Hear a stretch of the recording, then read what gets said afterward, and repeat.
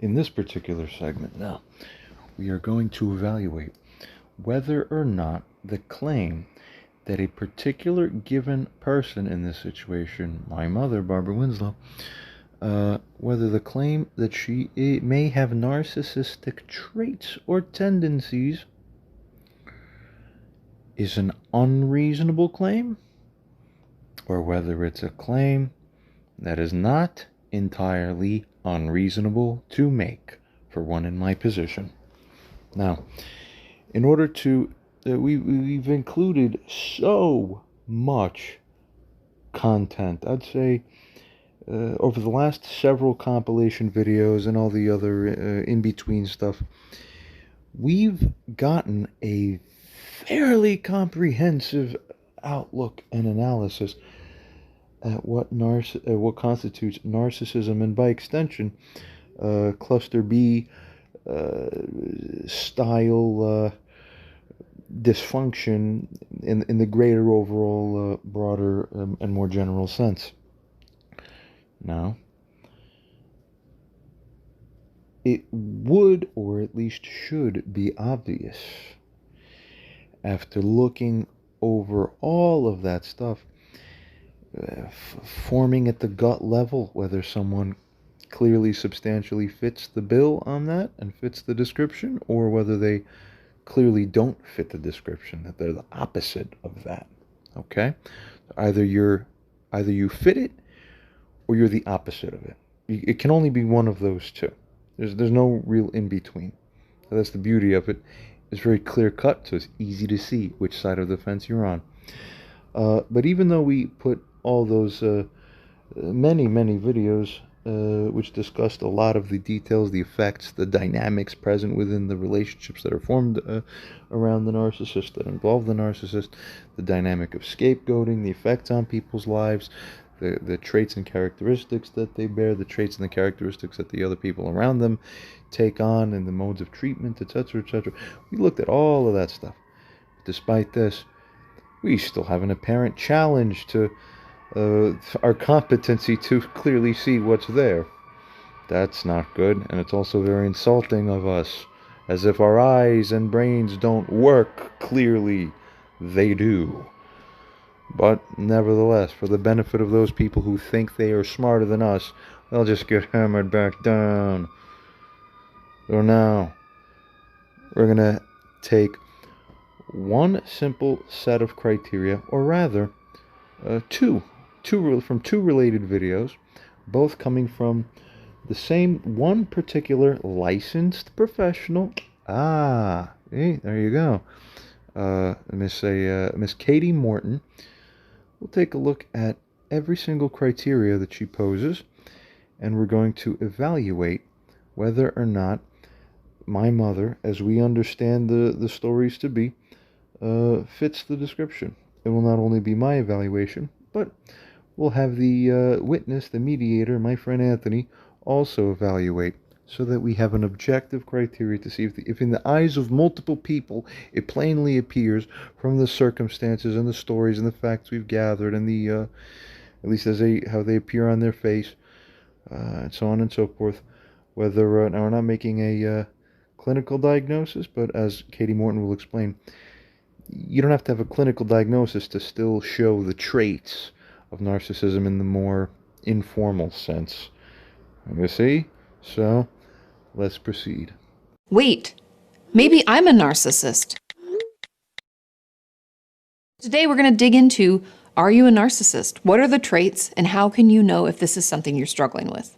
I'm Katie Morton. I'm a licensed marriage and family therapist, and I talk about all things mental health related, whether it's narcissism, eating disorders, depression, anxiety, and everything in between. Hopefully you'll learn something new and have some helpful tips that you can apply to your life today. When it comes to narcissism, it's important to know that someone who is a narcissist has what's called narcissistic personality disorder.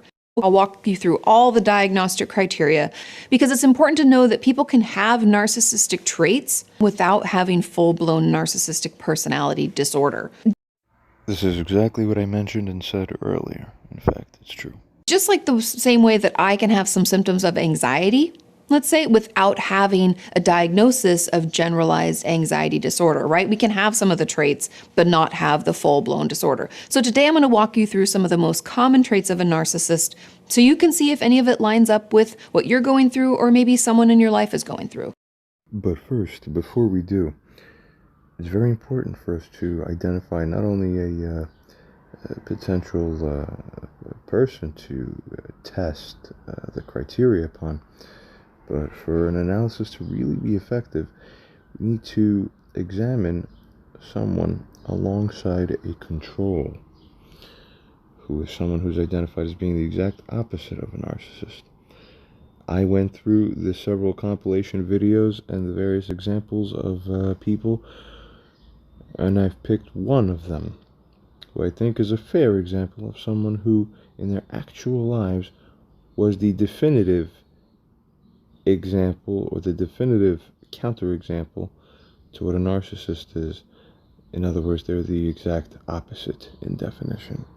Let's remind ourselves of one particular person who we may comfortably feel fits that description. Let's review what we've seen already.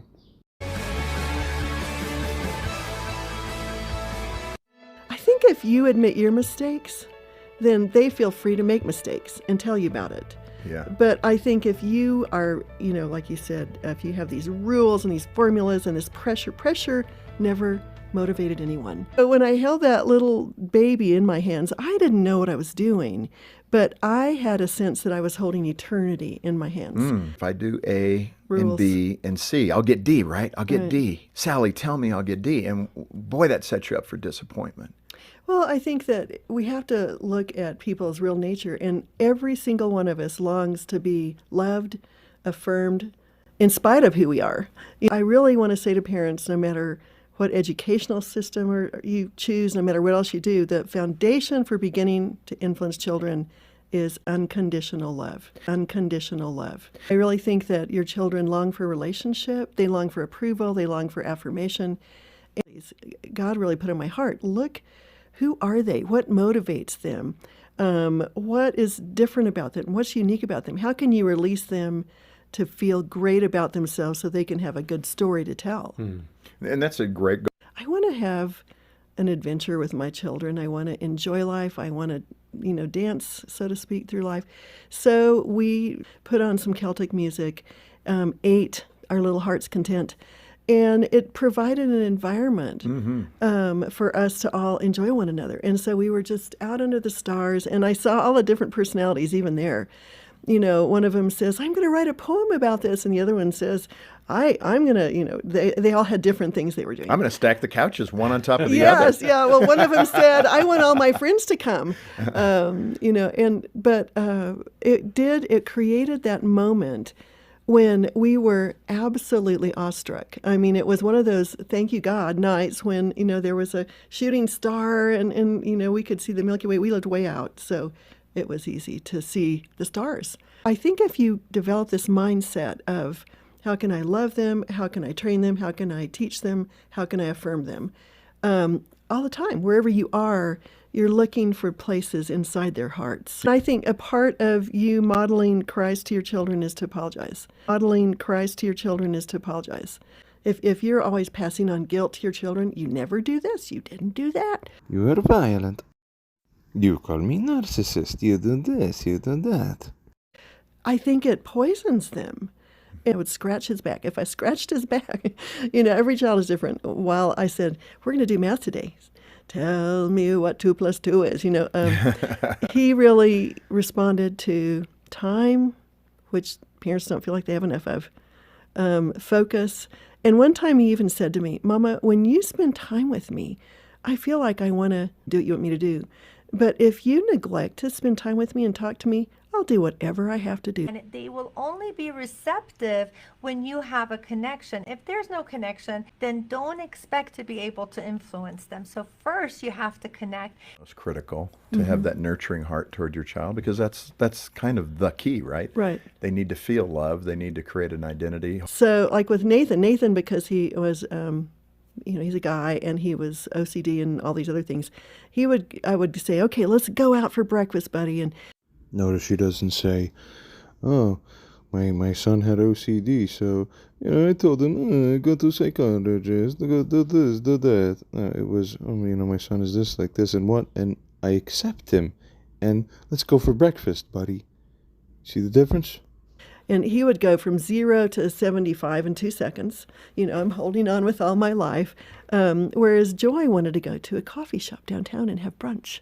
Talk deeply. Yeah, and so I feel like it's almost like you have to earn the right to speak what you want to tell them, but you have to earn the right to speak what you want to tell them, but you have to earn the right to speak what you want to tell them, but If there's no connection, then don't expect to be able to influence them. you have to earn the right to speak what you want to tell them, but Did you earn the right to speak?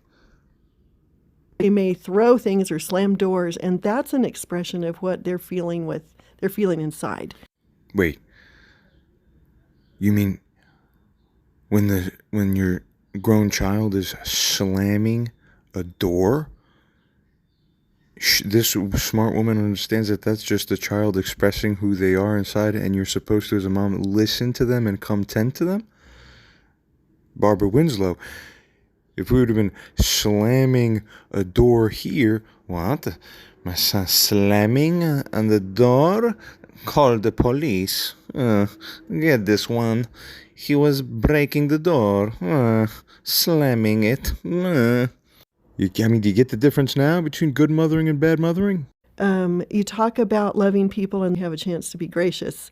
You choose to be gracious. And we would host people in our house and we would say, would you ask a question? Because I think they would love for you to be interested in them. Or, Wait, you mean a family that actually includes the members of the family? Wow, I never knew anything like this. That's amazing. Sharing your children within the family experience, and then when you have guests over that you're hosting, you involve your children with it all, the entire event, as if everyone there matters. Ooh, what an idea. What a concept. Foreign to cluster B type personalities. I'll tell you something interesting. This isn't a story from when I was a kid. This is a story from 4 years ago or 5 tops. I'm over 30 years old. I believe my mom's boyfriend's ex-wife died. And the son of that boyfriend of hers, who, for all intents and purposes, honestly, when we were growing up, this is another issue I've got. When we were growing up, in a sense, he was like he should have been the quasi-informal stepbrother-like or type person to me in terms of the relationship. This guy, David, absolutely did not do this whatsoever. Absolutely fell short of the mark. He was a few years older than me, so it was kind of his responsibility to come in and extend a hand and, take me and shape me along with everybody. He didn't do any of that. He'd come around, he'd spend 99.9% of his time talking to his father, her boyfriend, and with her. And they'd ignore me. I was like, what the fuck? It was very obvious. I was like, why would they do that? Why would he even do that? He's closer in age to me than anyone else there. The answer is obvious, because the father was talking shit into his ear to shape him, and now he's supposed to perceive me. Because if the father, the dick-ass, stupid-ass boyfriend, was mistreating me, obviously he's going to have his son do the same. So, truly, I was robbed in many ways of a normal, interactive upbringing. Very sick. But anyway, let's get to the point of the story, because this just came to my mind now as I'm listening to this woman say this. You have to always contrast the normal experience from the type of experience that was part of the issue, which is the dysfunctional experience. So here's a dysfunctional experience for you. Just a few years ago now, this is my adult life. Well, the mother of this guy was passed away. Now he comes around to their apartment. Their apartment is in the same building. They're right directly upstairs from me. He's up there with this guy, David, the son of my mom's boyfriend. He's there with his wife, and they're just kind of collectively mourning the loss of that David's mother, who's the ex-wife of my mom's boyfriend. Well, even though this guy wasn't tremendously close to me, it doesn't matter. Because of empathy, because I have normal empathy circuitry, I feel very bad for the guy because that's his mommy who died. And presumably he didn't have a terrible relationship. He's there mourning her after all. You would only hope that you have a good enough relationship with your children that they will properly mourn you when you pass. And not the other alternative, which you'll see a preview of later in this video, that this particular licensed therapist that we've been looking at will share. But anyway. So he's up there. He's sad. I could feel the energy permeating through the walls and floorboards. I'm like super Fennebutt God. I feel everything around me. That's why I hate this building, because through all the floorboards and the walls, I could feel the negative, antagonistic energy all the neighbors around me have towards me. It's very sick. It's very abusive. It's like taking a plant and wedging him between every single thing that serves as a barrier between the fresh sunlight and that plant. So sticking me between 4 boards in 3 dimensions and a 5th board and a 6th board, seal them off with 6 panels into a box, and then cut them off from life there so you could stifle and suffocate. That's how it feels here. Fuck that shit. But anyway, but who allowed it? That's another question, and a much more in-depth analysis of that is required to properly answer. But, you know, in short summary, it's something that was at the very least passively allowed in a not properly morally handled way, even by my own family, in extension, in terms of how irresponsibly our relationship with the people around us has been fostered. So here's a perfect example of that, in a sense. The mom's boyfriend's son is there, that David guy. My mom comes down here during that time at least a few times, just to drop in and say hello. You would think that if this guy came in from freaking Ohio to come be here for the purpose of mourning, obviously we should all be very sensitive to him and welcoming, and also give him condolences and help the guy feel better as much as is possible. I'm here. I don't have a direct relationship with the guy, so, you know, I don't just go straight up there. But as soon as my mom comes down here, we talk a little bit, and then I tell her, I say, "Hey, listen, he's been here a couple days already, actually. You know, I haven't been really linked into what the hell's going on, but he's up there, you know." In my head, I'm like, "Mom, you're obviously a piece of garbage, and your boyfriend too. So I don't screw you guys." But in my head, I'm like, well, at least this David guy isn't a complete piece of garbage. He's on par with everybody else in this life for the most part. I think, at least. Let me be normal to him. Let me be good to him. So I'm thinking, and then I say to my mom, well, at the manifest level, I just say, look, you guys have been here for a couple of days already. I haven't seen him. Maybe, just as to drop like an obvious hint, maybe it'd be a good idea for me to, you know, I think it'd be right for me. I also felt the obligation. So you feel guilty if you don't fulfill your obligation, your moral duty as a human being, from a man to a man. I said, I think it's a good idea, Mom, if I go up there and at least give this guy my condolences, because he's going through a really hard time right now. You know, one of the hardest times you could go through as a human being. You know what my mom says? With the strangest tone that I've probably ever heard from her. She goes, no, that's absolutely, that's okay. You really don't have to do that at all. No, you could just stay here. Don't even worry about these kinds of things. Just relax here. Stay at home. Don't come up there. You don't have to. That's okay. What? What the fuck? Are you people smoking LSD and crack mixed together? This is the abuse. Do you people get it? That's the abuse. That's how you're framed. The frame is how we're going to frame control the way we treat you, so that you believe that this is normal for you to be treated like this. No other human being will be treated like that, but you are the special one who we're going to treat different, but will act as if this is fine for you. What the fuck is that? Can someone even explain that? Obviously, the sane explanation, which we'll get to in a second, I'll just repeat again. First of all, that was insane. But the guy was going to be here for at least a couple more days. He was he was here for a good few days in total. I waited another day or two. And my mom came back down here again about a day or two later. One additional time.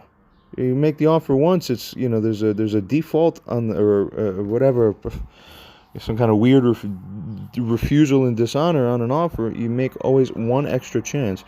It comes down a couple days later. I'm like, again, this guy's up there. I think it's might be like to hint to her, like, because in actuality, it's me having to frame control her broken thinking. Is the sad thing in life. The real defective student in life who needs to be taught by the true teacher, unfortunately, is my mom, who's the defective one. Very sad. To the point they have to keep making many, many hours of videos to show, like, do you get it now? Do you get how fucked up you are? Do you get how everything you're doing is wrong? Oh, you don't get it? So here's a little more. You get it now? The rest of the world's laughing about you, in a sense. There's problems with all of us for sure. But what everyone can definitely agree on is that the things you are doing are not normal, but you're responsible for how you treat your son. So when you did it this way, that's bad. That was wrong with you. One additional time, a couple days later, I said, I think I'd better go up there and talk to him. The same answer was given a second time on a different day by her. And then just like that, and then maybe a day after that or two, he left. The guy's here 4, 5, 6 days. The son of his father's girlfriend doesn't even come into contact with him when he lives in the same apartment building. Well, they're all there for almost a week together in the same general vicinity. Are you fucking kidding me? I'm not going to barge in there if I'm not invited, but who takes the responsibility for me not being invited? My mother. It's all very sick. So now let's analyze lastly, what's the apparent reason for it? Well, only a cluster B type personality would dream up of such a circumstance where they would block the correct moral taking place of someone coming to give condolences. No, you know why not? Because there's some kind of image or energetic vibration problem that the mother imagined in her mind. So better in her, that's true narcissism, better in that person's mind that the setup will be, oh, I don't want my son mixing into the interactive dynamics of where we are upstairs with this, and the son is there, and the wife is there, and my boyfriend is there. Why would I want my son there? You should want your son there. The whole point of your job as a mother on this earth is to program your son correctly, not to serve your boyfriend correctly. You see the difference? So this is another type of betrayal, number one. But number two, if you have normal wiring, this wouldn't even be a problem in the first place. You wouldn't even be capable of thinking that. The only thing you'd be capable of, yes, of course, my son gets to come up and give his condolences to the other person when he wants to. Do you see the difference? Turn back to this lady. What do you think she would do? All I was able to do is sit there and say, to myself and say, you know what? I'm not going to be the one guilty for not going up and saying the right thing to him. If I asked twice and my own mom declines it and discourages it, not even mildly, she discouraged it like with moderately strong strength twice, which is insane for the particular context we're discussing here. Who would agree? All of us listening. What the hell, huh? Is it defensible or justifiable? I challenge that person in my mom's position here to just show how that's possible. It's impossible. Only that sickness and no normal explanation can be given. You should only be embarrassed. It's out of my hands. At the end of the day, just keep in mind the only thing you're doing that does matter, which is, as a parent, which is, what's the damage you're doing on your child there? What's the damaging effect? See, she thought she was doing a good preservative effect by somehow, preserving some kind of image idea. Oh, it should feel like this. It should involve these people. The days this week should look like this and involve these people, but not those people. Huh. What's the negative effect? Are you framing and programming your son's mind that, oh, my son isn't welcomed around places. My son is inferior.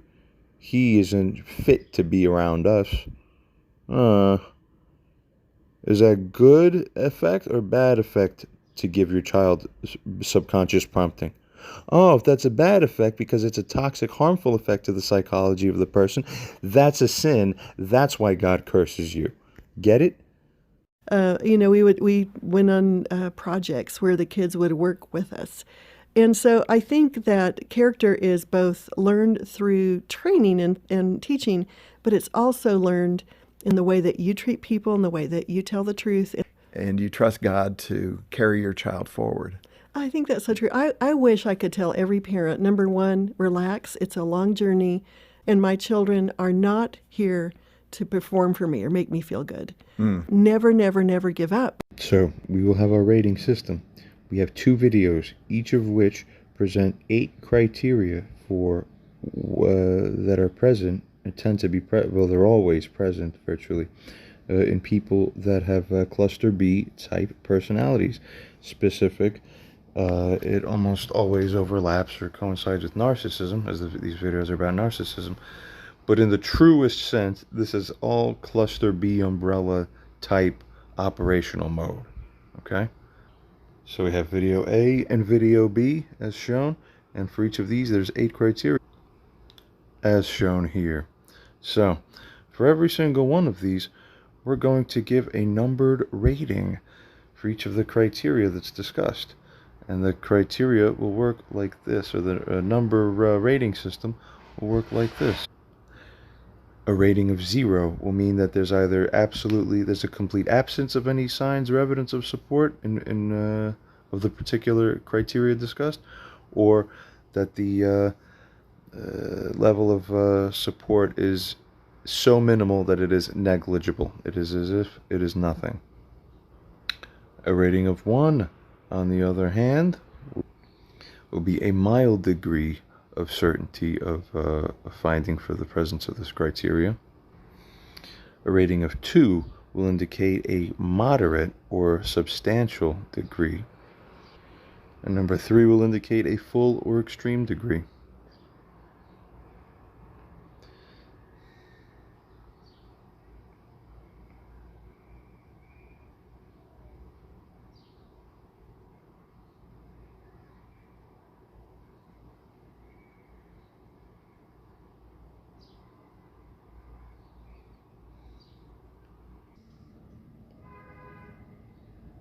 So to recap, I think I just tried recording something, but it was paused, so I don't know how much I recorded or didn't record. If it's 0, there's no signs. If it's 1, there's a mild degree. 2, it's a moderate or substantial degree. It's when there's 2 that we believe that we say that means it's a more likely than not that it seems to be in support of it rather than in support of that being an absence of it. And if there's an extra particularized measure of it, then we add it so that it becomes a 3. Well, across the whole line of 8 criteria, if the numbers add up to greater than or equal to 9, that means the narcissistic traits are present. Okay, I think in my calculation, about an 8 to a 9, depending on how you want to count it, because you need at least 2 or 3 on each one, and then you need a few of them added together. Good, very fair system.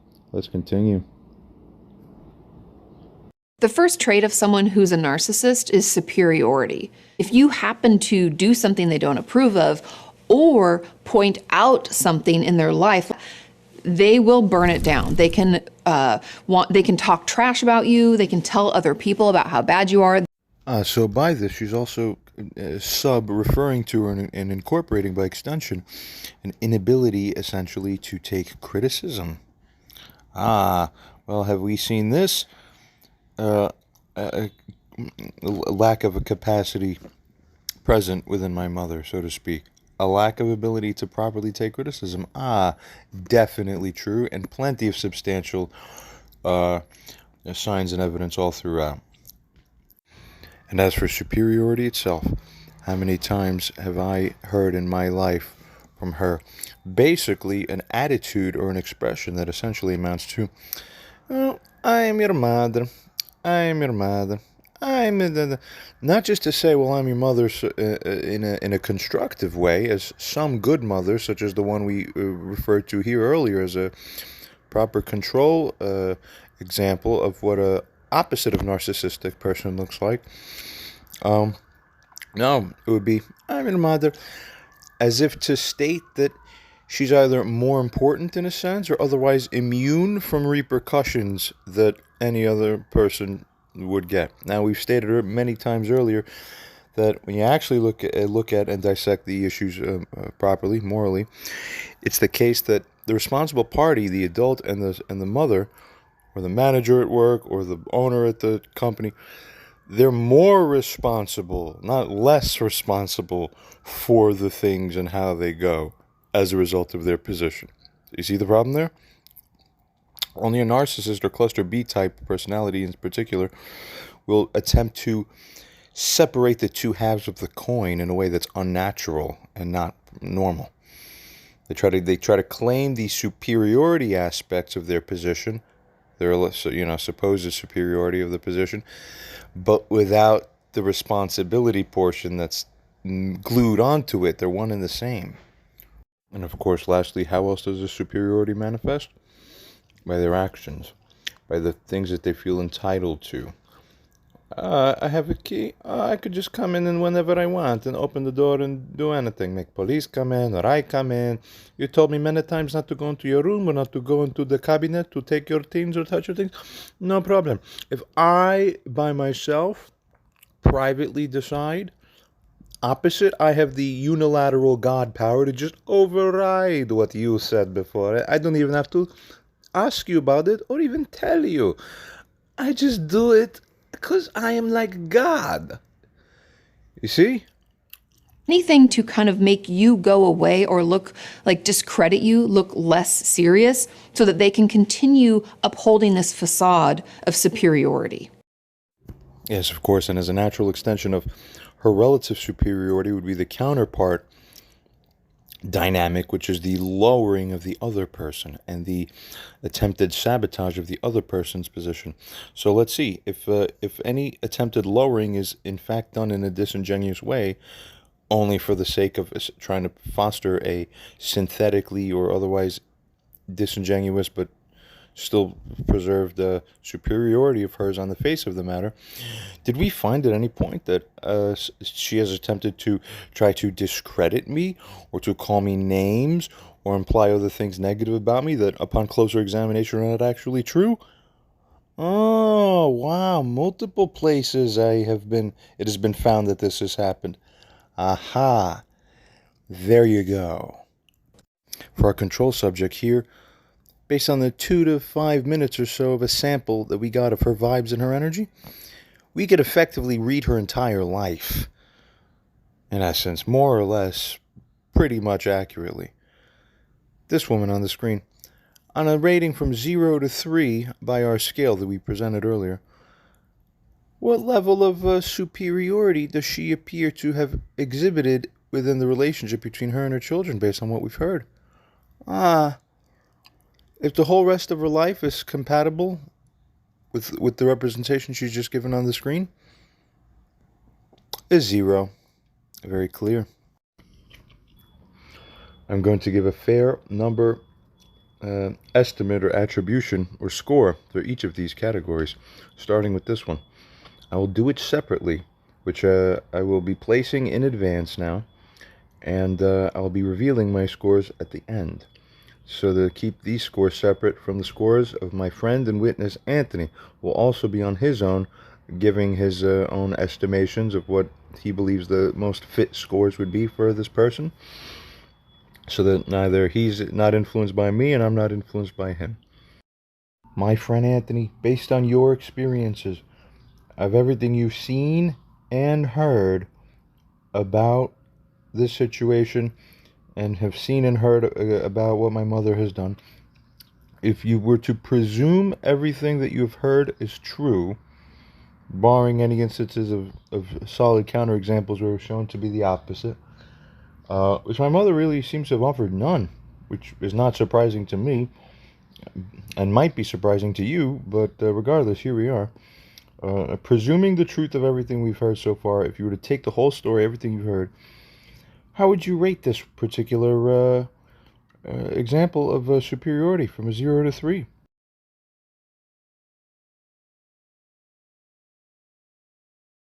The next trait is entitlement, which I feel like rolls nicely off of superiority, but people with narcissistic tendencies will feel entitled to your respect, whether or not they've earned it. They'll also feel entitled to an apology because you're completely in the wrong.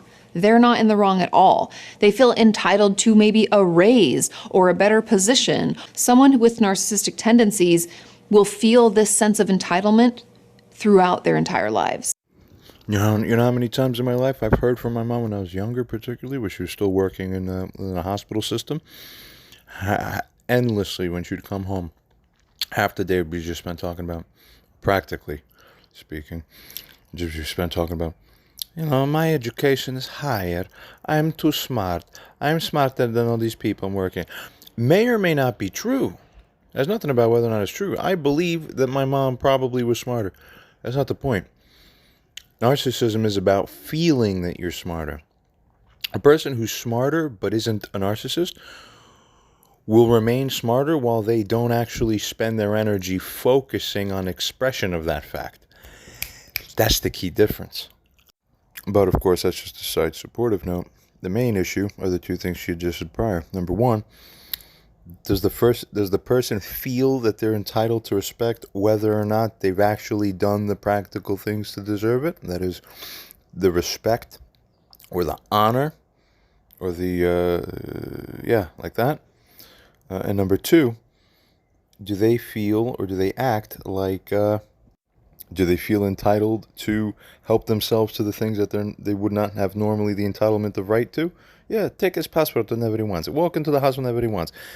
Override and abrogate the rights of the other person unilaterally like God. We described that already. But by extension, in the conflict, do they feel like they're entitled to be right even when they're not right? And to the practical awards of that being right, which is the apology. So, really in her mind, it's the son who should be apologizing. And even when he's not wrong, well, what's the instinct there? It doesn't matter. Keep reframing the issue so that somehow some kind of superiority of Barbara's can be preserved. It's gotta be. Oh no. But watching the person's tendency to act like that is opposite of Christ, where he said, agree with your adversary, and by being humbled is how you will be exalted. So only a cluster B type personality operates in the opposite way. So it's clear.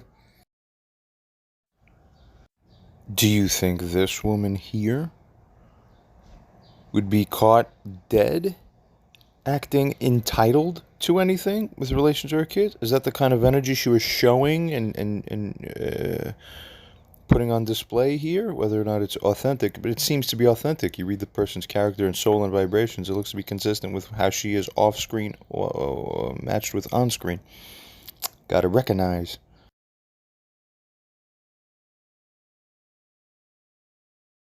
The third trait, most common, is need for attention. I'm going to reference my notes because I don't want to forget any of this. When someone who's a narcissist doesn't get the center of attention, they can pick a fight.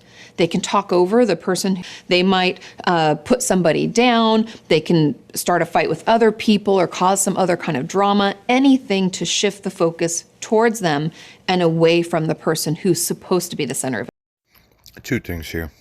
First, something that's brought to mind. About a year or two ago, and Sarah was here, and my mom came down, but we're all having a fight, and Sarah turned to become on my side because she was like, this is the first time she witnessed how nuts my mom is. She was like, what? How's that even possible? So we're arguing back and forth, and out of nowhere, my mom basically saying you do not show respect for your mother, you do not respect her, and I'm puzzled. First of all, you're not entitled, again, this would support the previous point. She believes she is entitled to respect and she didn't do the actions to earn that respect. But number two, we asked further. We said, me and Sarah are both puzzled. And we're like, what the hell? Why? How did we not show you respect? And my mom just answers, because I came in here. You did not offer me a chair to sit down, and we're like, what? No one has ever offered you. You never. What precedent has been ever established? We don't do that. You've never taught me that or shown that, or no one's ever done that. I've never seen a human being do that in my life anywhere. That doesn't happen in America in 2022. No one's giving a chair. Where is it? And if they are, well, then it's my mom's fault for not teaching me that, because it was her job to teach this particular human being you're hearing from. So whose fault is? So she therefore has unclean hands. So therefore she's waived from claiming the issue. You see what I'm saying? That's the principle. But regardless, here's how this looks like. And secondly, this plays into the desire to appear as the victim when there's any kind of debate or issue. So if it's actually the other person who, by merit, is the actual victim who's been wronged, so the correct victim attention would go into that other person, the wrongdoer doesn't like that type of attention is going on to the other person, so they'll try to steal it back by feigning and exaggerating and synthesizing, their own idea of how they were victimized. Oh, look back at me, poor me. That's a second issue. But and we've seen a lot of that too, because that all relates. But here's a third issue, because even I have to fairly look at things and say both sides. I say pretty much out of most of these traits, this would be one of the lowest ranked ones for one particular reason.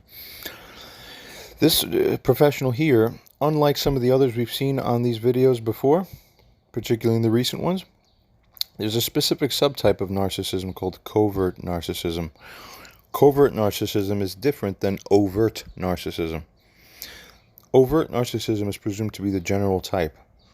But if you have any other issue on top of the regular narcissism, it can modify the narcissism into a specific subtype. My mother appears to be a covert narcissist. That is not the main type of narcissist.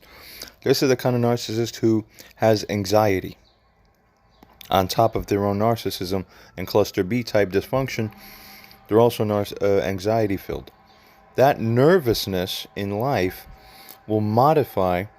So despite the fact that there may be narcissistic tendencies, she's not as attention hungry as a regular narcissist might be, because a narcissist doesn't have shame. They wouldn't be concerned with how other people see them, because they only see themselves as looking great, so please look at me some more. But in my mom's case, she might find that by her modified instinct, this one might be modified so that she believes that more attention on me could mean that people start seeing the worst sides of me, and she doesn't really like attention because she's shy in that sort of way a little bit. So she tends to downplay that. So where normally my rating, and I'll just preview this particular rating in advance, while most of them will be saved for the end, where I might normally have rated this a 2, or at least like a 1 3/4. That fact that she's a covert narcissist would naturally draw this element down slightly. But proportionately, it would also be the case that this element or this trait would be weighed less naturally when considering covert narcissism as opposed to regular narcissism. So this is something that this particular Katie Morton professional doesn't specify. That's all right. We understand. So here, my mom might get like a 1.5. See, there's more than mild evidence, but it's not outright moderately or substantially strong in the full degree because of the fact that she might be covert in that way. So she averts attention instead of trying to draw more. But and nevertheless, we see as a victim, she tries to draw the attention as in terms of what adoration should come to her. There you go. There should be a chair for me. There should be pomp and circumstance for me. That's the desire of attention that's strange and unnatural. Attention. Does she have a need for attention within her family dynamics, such that she needs to be stealing away anything from her children, or is she giving attention to her children? The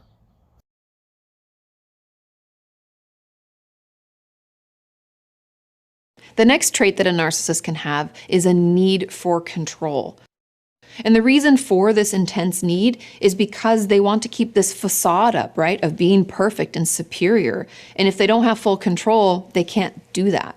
And so they'll use a lot of different forms of manipulation, One of those being gaslighting, right? You're not remembering it correctly. That's not what happened. Ah, there you go.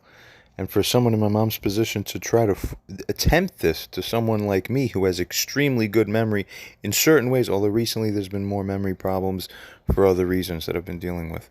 But apart from that, traditionally, with regards to what my family history is and the contextual understanding was what happened there, I didn't get confused. I'm never confused about that. She's very confused, and these things we found to be true over time. But she will nevertheless be the one to try to say, when I accuse her of various things, she'll always say, no, that's not right. No, that's not right. I even remember one time I'm saying to her, look, your boyfriend did all these terrible things to me. He did this, he did this, he did that. You know, she pretty much intimated back to me. She said, you're not really remembering it that clearly. And I'm like, no, that's not right. What the hell are you talking about? That's not right. She said, no. You were the one who's not so nice to him. You were bad to him. You were not so good to him. That's not true. It was his responsibility to earn my fucking respect in that home. He failed to do it. Waiting for him the whole time to do it. 20 years, he still hasn't done it. That's not my fault. I'm not supposed to treat him nice. He's a piece of shit to me. Why would I treat him nice? This is the illusion. You're just supposed to be a robot. No, I'm not. You're supposed to earn the respect that you think you deserve. Remember? Or love bombing, when they shower us with attention and affection, they can make it confusing. We can think, but they are a great person. The opposite of gaslighting and scapegoating is love bombing. That's the opposite mode. It's kind of like every coin has two sides. So even a narcissist will appear by coincidence to be okay. Just like a broken clock is right twice a day. Still, if you have a broken hand clock on the wall, it will still be right twice a day. By coincidence, a narcissist's love bombing phase coincidentally happens to look like normal treatment. But it's not because it's coming from empathic circuitry. It's because it's coming from the narcissist's needs are being met. So it's still conditional love. It's just you're happy to get the conditional facet of the love. So that's still sickness. I received love bombing briefly in my life. When I was a good student with a high GPA and I appeared to be doing things smartly here and there, I would get nice treatment. Oh, good son, good Johnny, good. But that good Johnny wasn't real love. It was only like you're satisfying things now, so now you're okay. God forbid tomorrow anything changes, then you'll be treated different. So all of it to begin with is sick. Even the love part, which is conditional love, is still sick. And they do these things as a way to get us to do what they want. And if that doesn't work, then they bring in what a lot of people online call the flying monkeys, which is essentially people who participate in their smear campaigns. These will be kind of what I would call casual people in their lives. They will listen to their side, agree with them, and then participate in shaming and blaming other people for the issue. Wow, you mean people like my mom's boyfriend operating on hearsay? Like he's a tool in her back pocket? Oh, my son's not doing something that I like. I don't like it, so let me go get my flying monkey. Oh, go down, go talk to it, go do it, go dad, go fuck shit up. Hey, what are you doing? Blah, blah, blah. No, you fucking moron. You didn't even witness what the hell happened. So number one, you're getting a false story, which he never even realized until it started being hinted to him strongly. Then when he started to realize, he decided to fake that, oh, you must be lying. I believe your mom. I don't believe you. Well, I don't fucking lie. So for dreaming that you believe a woman over a man who's speaking to you, so you'll deserve the curses too that come your way, you fucking idiot. Please fucking drive your car into a fucking pole and kill yourself. And why do people do this? It's because people with narcissistic tendencies are really fragile, right? It's often born out of trauma. And so we put up this fake facade to kind of protect that like squishy inside part. And so if things aren't playing out the way that we want, it can feel out of control, and that can be scary. That could reveal that soft inside, right? And so we'll manipulate and try to control in order to keep up that facade so that we feel safe and okay. Does she need to manipulate in order to feel safe and okay? Or does she just trust God and life normally and love her children and live freely and love them beautifully?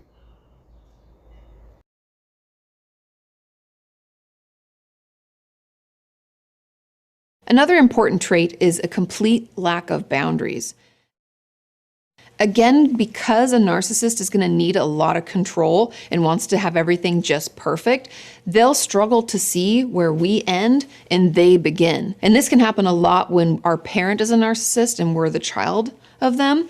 They can feel like we are just an extension of them. We're not independent. Anything we do is representative or shows poorly or well on them, right? And they'll want to get in on and turn the attention to them when we have a success, and they'll want to disown us, call us disrespectful, and all sorts of names when we do something they don't want. And so this lack of boundaries makes it really difficult to be in a relationship with a narcissist because, again, there's no independence there. And if you try to uphold boundaries or put them into place, they will usually lash out, at the very least push back against them and act like you never had that conversation with them in the first place. So when I say to my mom, do not commit theft and appropriation of my federal documents from my private things and belongings, where I keep my things, and take them without telling me, don't ever do that again. It should never be done in the first place. And then she says, okay. And then months later, she'll just casually do the same thing again. This is a lack of respecting the boundaries. And Katie Morton does a better job in her second video, which you'll see a little further down than she does here. Later she'll address the issue of boundaries again. She'll describe better. Boundaries really means respecting the rights of other people. The boundary is the delimitation of where your rights end or where the other person's rights begin. So when you see the other person as a, quote, extension of yourself, end quote, that just means that you don't see the lines that separate them and you, so you don't regard them. In the church, let's say you're there, you're seated in the pews, and then there's an altar, and only the priests can be up there. It's as if you don't see that the ledge that separates their altar level from where you are standing as the parishioner. So to you, you just walk and fucking trample over the whole place, level like it's even. You're not understanding how to stay in your place. In hindsight, I found the boundary issue to be one of the most severe and heinous things in the broken dynamic between my mom and I. Out of anything that might consider a rating of more than just a regular 2, something going on a 2.5 towards a 3, it would be this. You don't walk into my room if I told you not to walk into my room. You don't come into my house and take my things and do whatever you want to do. You don't call the police for causes that even the Supreme Court ruled that you don't have proper cause, but you decide like a god, I'll do it anyway. You break the law to do what you want in many ways, and then you trespass here, even breaking the criminal law to trespass. That's sick. No one does these things. Just you. What would she do? Would she be violating the boundaries of her children?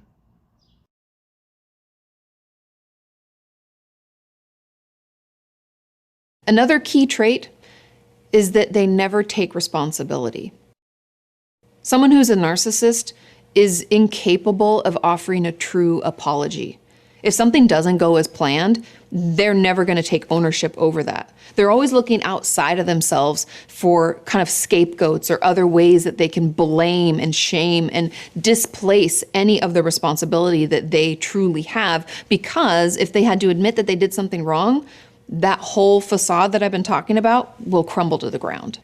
This one is so obvious and pervasive, sadly, that, I mean, I could go on re-describing all the things we've gone through and how this is so obvious through all the different manifestations and examples.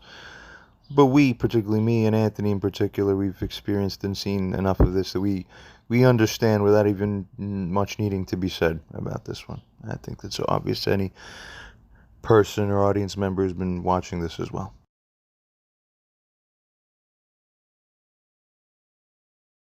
The next trait is lack of empathy.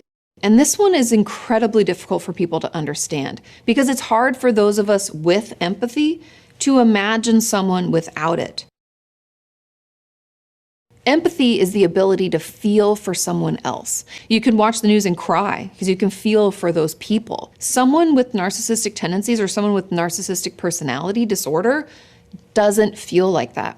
They're actually incapable of feeling empathy or putting themselves in someone else's shoes. And instead, what they do is they tend to assume or expect us to think and feel just like them. And when we don't, they can get really upset and lash out. Yeah, and in fact, one of the most puzzling things and obvious things we're finding here in this situation is that at every single juncture, like not where my mom, she's obviously wrong, and it's clearly shown and established she's obviously wrong.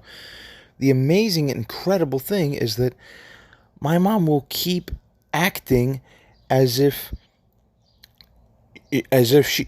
she doesn't understand how she's wrong, but she keeps expecting the situation to be that she's expecting us to understand what she's doing or how she's feeling, where the way she's feeling is pathologically is not normal.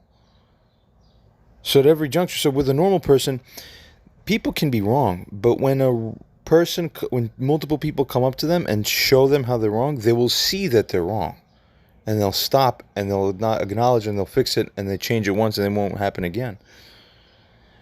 With my mom is so weird because it's not only she's wrong, but she really doesn't get how we aren't thinking like her.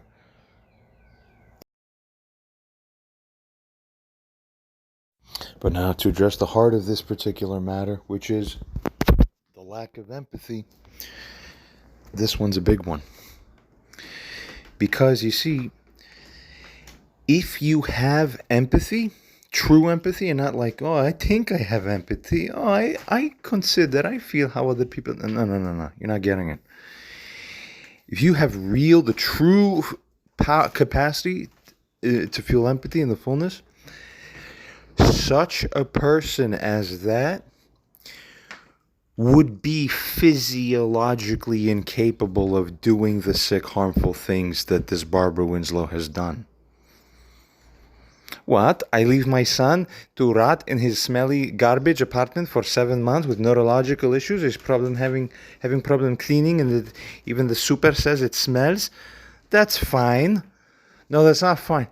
If you're a woman with empathy, you have to find in your knife to kill yourself because of the shame from your non-helping that person. It's involuntary. I'm just telling you, a normal person would kill herself. It would be not normal to not kill yourself. My mom, instead of killing herself, she's trying to kill me off, so to speak, figuratively, in all these respective matters. That's exactly the opposite. You can't fake empathy.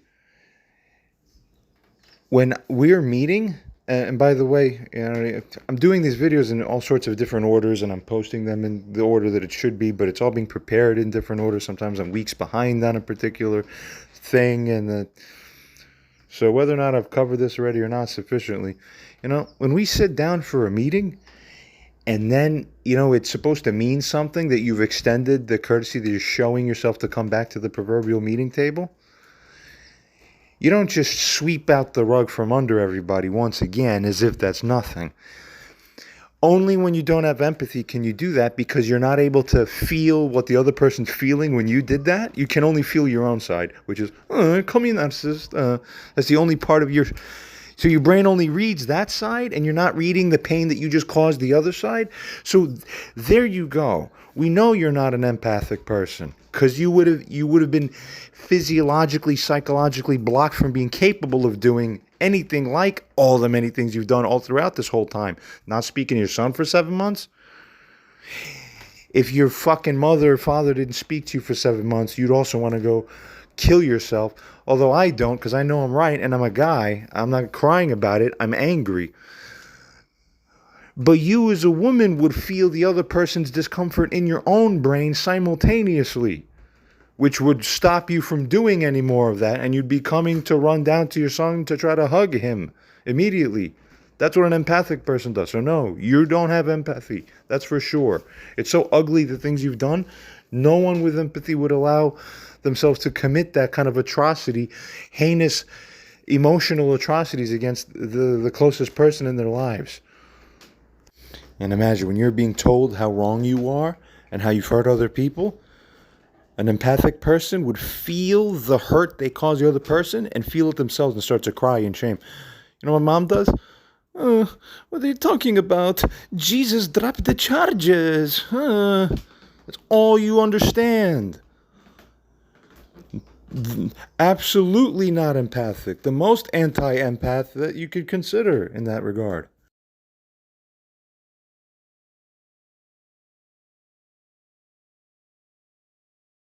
And the final trait I'm going to talk about today, but I'm sure there are tons more. Feel free to leave those in the comments. But this trait is splitting. Now, I've talked about splitting in relation to BPD or borderline personality disorder. Splitting is when we believe people are all good or all bad. It's a very much like all or nothing, black and white way of thinking. But this also happens in NPD or people with narcissistic traits. We can think that if someone does something that's just a slight, let's say someone pointed out something we didn't do well, and we're the one with the narcissistic tendencies, we can automatically assume that person is the worst. They don't belong in our life, they're not good enough, they should never have been around us, and we can shame and blame, or we can get other people in our life, remember those flying monkeys, we can get them to shame and blame them to prove that we are better and they're all bad. You know, something here comes to mind. I remember back a few years ago, I had a close female friend come visit me from Russia. Her name was Kat.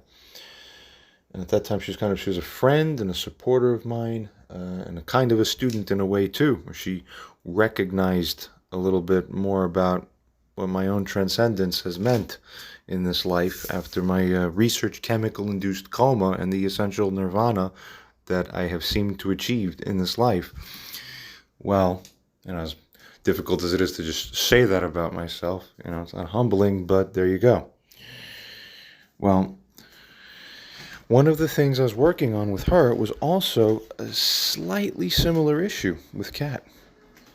She would argue with anyone, even with me, of course.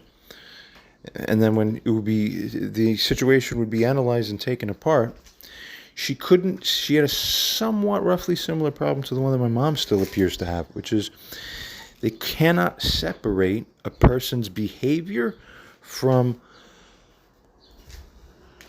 who they are remaining left that's still there after we react to a person's behavior. You see, so when people conflate a person's behavior with who they are, well, as soon as someone does something bad, it's like everything gets taken off the rails. There's nothing left holding you there to love them because they're all bad now. See? Well, that's not quite right. A real person is able to separate and find the behavior that is manifested to be bad while still having a regard for the underlying person that's still left standing there, that's separate from the behavior, where the behavior was a manifestation of that person, which got cast off as like a 1% sliver of who they are.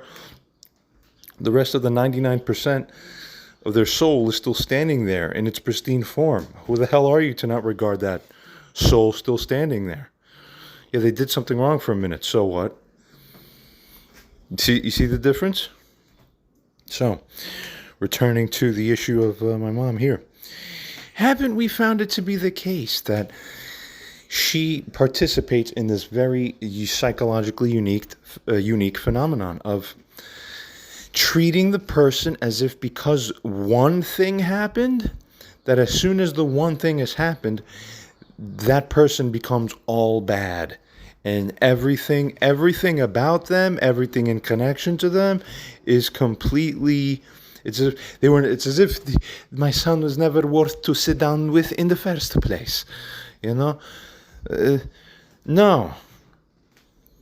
First you sit down with us for a meeting, and then, all of a sudden you from nothing, you just sit and dream up one day. Oh, but you know what? Oh, he's calling me a narcissist. So now let me just psycho invent things, and you know what? I should never even have come there to begin with in the first place. I will not be speaking to you people, and I will not be speaking to him. I won't be a mother to him. Why? Because he expressed an opinion of his. That's why. That makes him wholly throwawayable, like garbage in the street? No, but only a person with cluster B personality will act this way.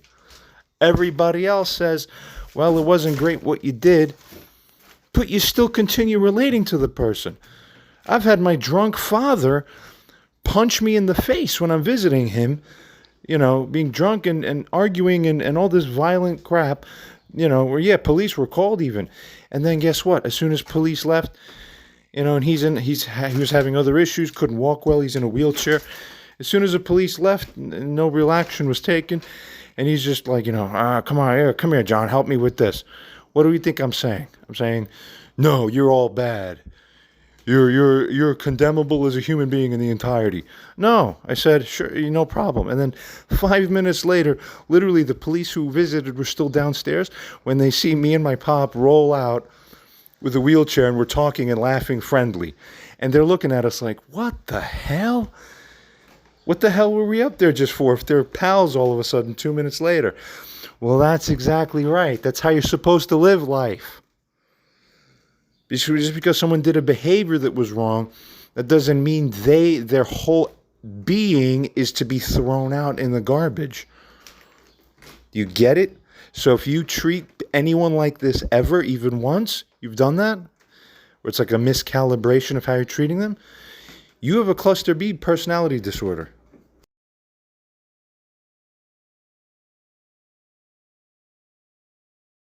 Now, the important and useful thing to realize is that instead of turning to just one video, you have the same professional that employs two sets of criteria, because in each of those two videos, she's talking to or approaching the matter from a different perspective, addressing a different audience.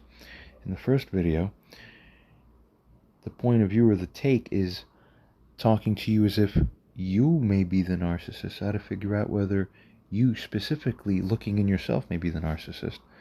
And in the second video, she says, what if you're the one who's the child of the narcissist? How do you know specifically that specifically a mother of yours could be the narcissist? So this is a full spectrum analysis. And now let's turn to a second video from the same professional. Being a narcissist is more than just wanting to take pictures of ourselves or bragging about something we've done. It means that we don't feel empathy for others, and we see everything in life as a way of getting our own needs met. To grow up with a parent who has narcissistic personality disorder, it can be painful and traumatizing, not to mention that we were probably emotionally neglected as a result. Which is why today I want to talk about the 8 signs your mom is a narcissist, because knowing can help us better navigate this complicated relationship. If you're new here, hi, my name is Katie Morton and I'm a licensed therapist. My goal is to help you deal with the ways that your past experiences have impacted your current relationships and life. I want to help you better understand your mental health and guide and support you in that process. Let's get into those 8 signs.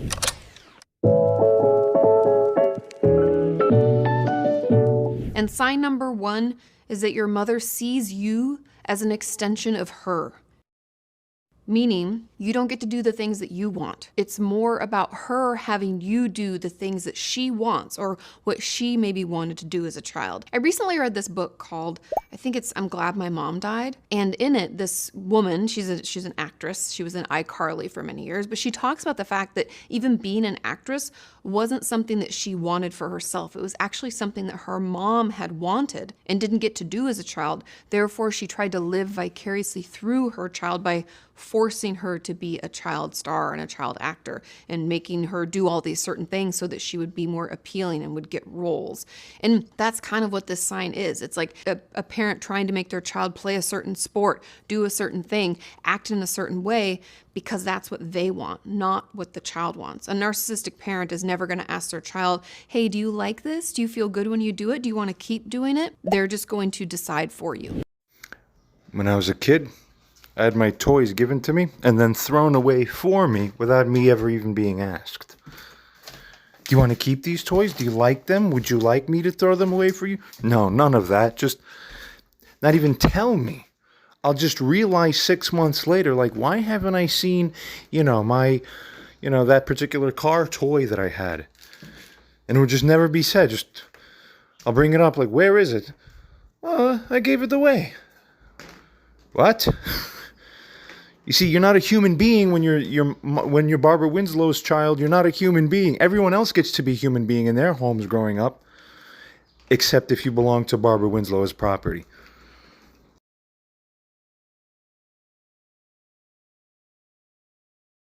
Sign number 2 is that she can dish out tons of criticism, but can't take any of it herself. And I think the way to kind of understand this is to understand narcissistic personality disorder, or NPD. Now, someone with NPD puts on this like fake facade. I like to think of it like a Fabergé egg. They're very pretty, they're very decorated. People like them, they can be very charismatic, they put up a good front. However, for those of us on the inside, their children, we see them fall apart, we see them lash out, because once that facade is down, or once that facade is in danger, meaning someone kind of points out like, hey, maybe you could have done it this way, that facade falls. And it's really because, not that I'm not condoning their behavior at all, but the reason this happens is because that fake facade helps someone with NPD feel okay and not so under threat all the time, because it's usually not 100%, but usually it's born out of trauma. So they can be very critical of others, but if you at all try to scratch that surface, they can't handle it.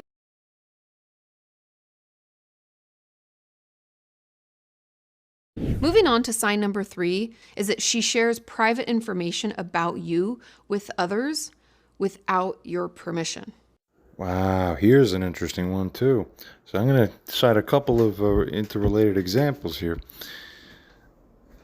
Anthony happens to be a very specific role person in this particular thing.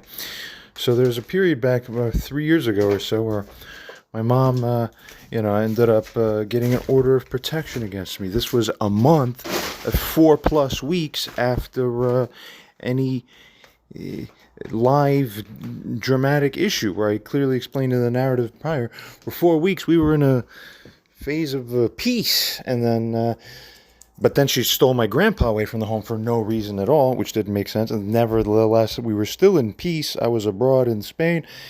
I get a text, oh, let's work on the restoration of the family. I'm like, great. She's like, nah, psych, nah. You thought that was genuine? I never got an explanation for why that was said. No, that was only said for no reason, only to damage people more in the psyche, which is sick. Why aren't people holding her to account and tying her down and beating her face in public to punish her for that? What the fuck? That's why it's evil, because no one stopped her to begin with. You don't fucking understand? Jesus, I wish I had brothers and sisters. The curse is that there's a small family, so small that you can get away with being a criminal here. Abusing people. Help, SOS, SOS. Not normal to text someone, let's work on the restoration of the family, and then against the dignity of the person to whom you just said that fucking message, you go get an order of protection after 4 weeks of normal behavior. Why would you trample on that? It makes no fucking sense. Kill yourself out of the driver's seat of your life, because you ain't worth to drive shit in your fucking life. Idiots. But anyway, so I have to inherit that fucking unsensible, nonsensible problem. And then after that, and completely unilaterally, what does my mom do? She starts texting my friends. Which one in particular? Anthony. Anthony, who's watching and coming along this whole journey with us here as well. You remember. And I'll remember something where you, Anthony, reached out to me. And back then, you didn't know the two sides and really the BS of what was going on. So when you see that, you think it's coming from someone normal. So when you see what they write, you assume at face value that that's valid and that therefore, whoa, your friend John must have been doing some crazy stuff, bad stuff to deserve having that happen. Oh, and I remember you, Anthony, I didn't really make you wrong for this because you didn't know any better.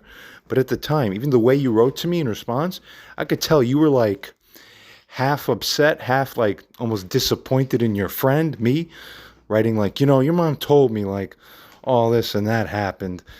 And you were kind of like, you didn't write it in words, but it was like, like what the hell is up with all this crap? Like, what's up with you, man? was like implied in it. And I was, I tried to tell you back like, dude, it's not what it seems. Trust me. You'll find out soon enough, God willing, I hope.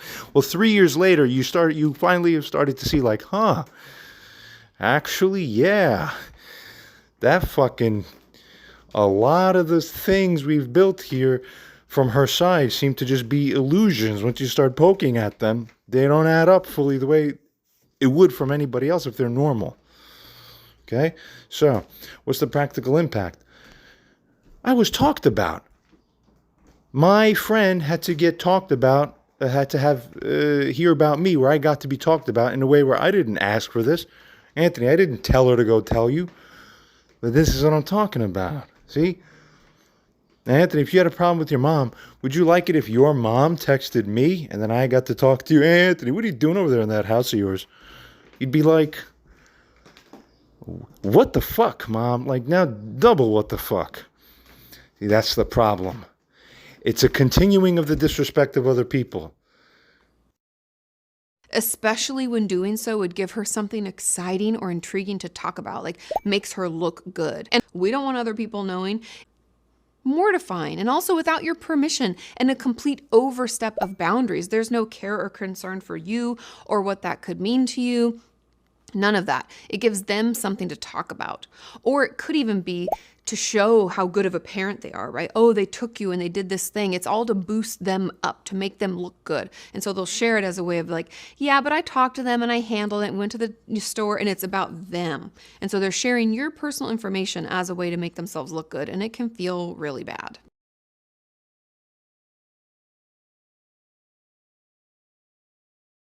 Sign number 4 is that she holds basic parental duties over your head.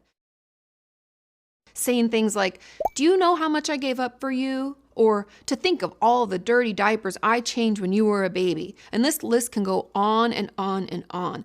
And they use things that they did that, again, basic parental duties. They're the one that decided to have the child. Children, when they're really little, need a lot of things, right? A narcissistic mother will hold this over your head as if them doing those things means that you are forever indebted.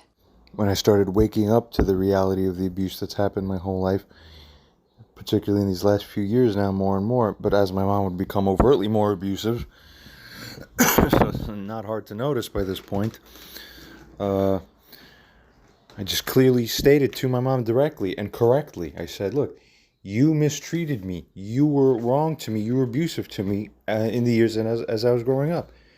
She denies it, of course, without merit unjustly denying it. And I say, how can you deny it? How could you believe that the opposite is true? She said, everything in the whole total picture, that's all fine. I'm like, no, why is it fine? She said, I put a rent over your head, there's food on the table. That's it. So therefore, you cannot complain.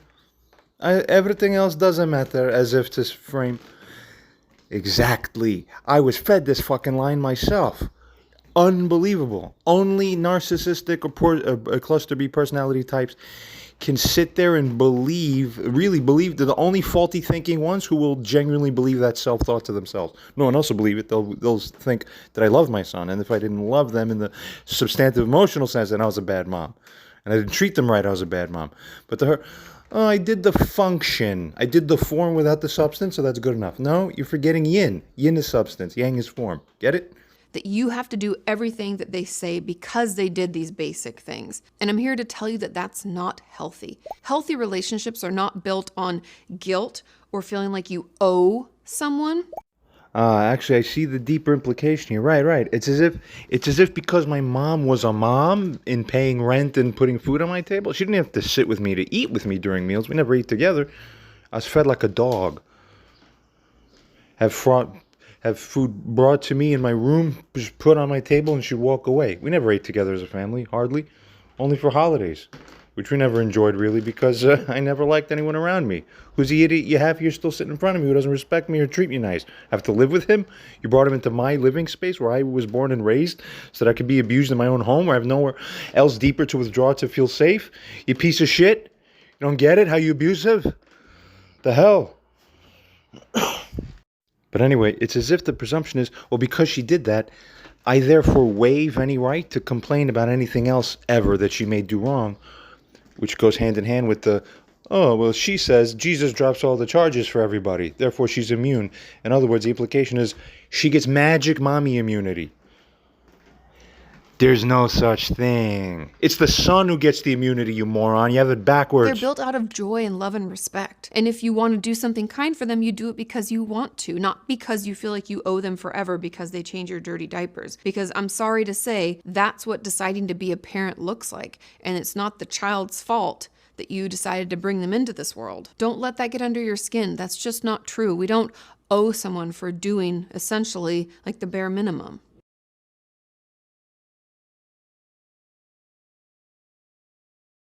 Sign number 5, she doesn't respect boundaries.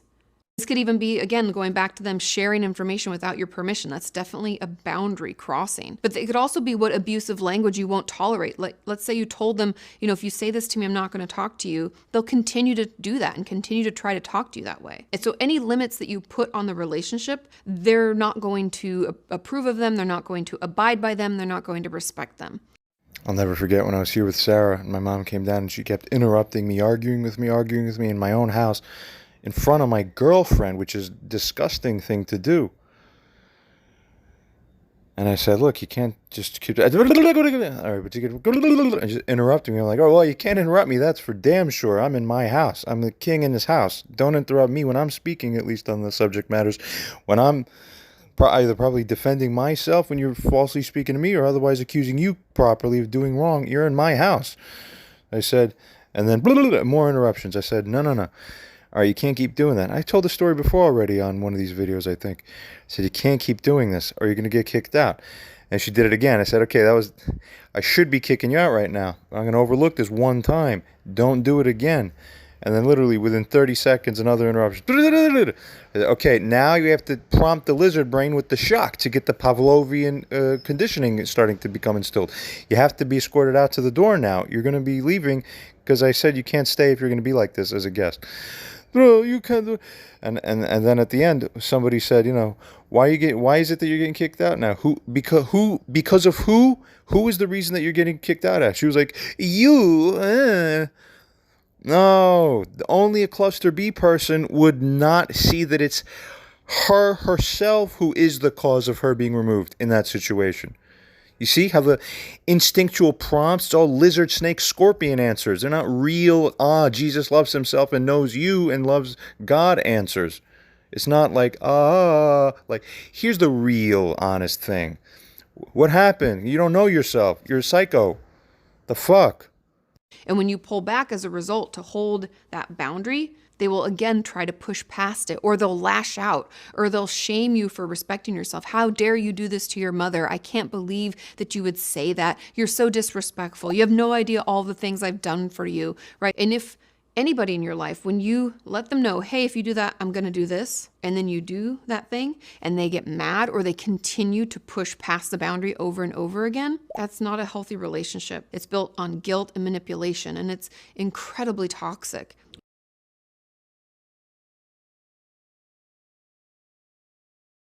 Moving on to sign number 6, they will constantly tell you that you are remembering things wrong, otherwise known as gaslighting. Now, this usually pertains to our memory of ways that they upset us or hurt us or things they did that weren't acceptable. Let's say they overstepped a boundary and we bring it up. Hey, Mom, the reason I'm not talking to you is because you called me an asshole again, and I told you if you were going to cuss at me and talk shittily to me, I wasn't going to be able to talk to you anymore. That's why. And they'll say something like, no, you're remembering it wrong. That's not what happened. You yelled at me first. You called me names. Yeah, exactly. Either implying that it's a false memory or bad memory, or implicating that it's a different context somehow that applies, that's different than the context that you are actually correctly implying. It's the same thing. It's all BS. I was only defending myself, right? So they'll flip the script. They'll try to make it seem like they were the ones that were being wounded. They're very, very comfortable being the martyr or the one that's in pain. Oh, woe is me. They're not ever comfortable apologizing, accepting responsibility, and allowing us to express what happened. And so just know that that's not how relationships have to go. That's very unhealthy and a sign that our mom is a narcissist.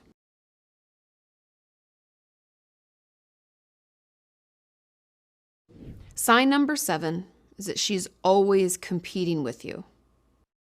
Now, this could mean that she tries to look younger or better than you. She might even try to befriend your friends and then shit talk you to them. I know. She will always want to be higher or feel better than you. Well, normally this is a dynamic that plays out much more openly and strongly when it's a mother dynamic that's with a daughter of hers rather than a son. Nevertheless, even it's not supposed to happen at all. It's actually 0 is permitted when it's a son. Nevertheless, in my particular instance, when we're in these debates of who was right, who was wrong, instead of admitting properly, I agree wherever it should be agreed is an agreement. No, it's about competing with about who was actually the victim. So competing for who's got dominance in the argumentative situation as to who's really right in the big picture and who's wrong. That's a form of competing because you're trying to challenge me. That's not morally allowed. And if she doesn't, then she'll try to take you down a notch. They can do a lot of this manipulation in order to always feel like they're on top and you're just down below, because that's where they're the most comfortable.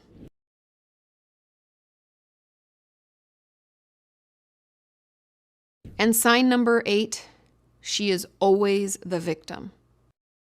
It doesn't matter what happened or what she did to cause an upset. It will never be her fault. And she will always blame everyone else. And this kind of goes hand in hand with the inability to apologize for anything that she's done. She always thinks that she's the one that was hurt and will flip things around, hence like gaslighting. You can see how all these signs kind of lead to this one, which is really the crux of narcissism, is that they're always the one that's in pain. They're the victim. We should feel so bad for them. How dare we do X, Y, or Z without taking any recognition, any responsibility for their role in what happened. And growing up in that kind of situation can make us think that we're always the one that's at fault, right? Because that's what we were told. And so we will always apologize because we are never going to get an apology from them. And I know this sucks to say, but we can't wait for them to apologize in order to move on.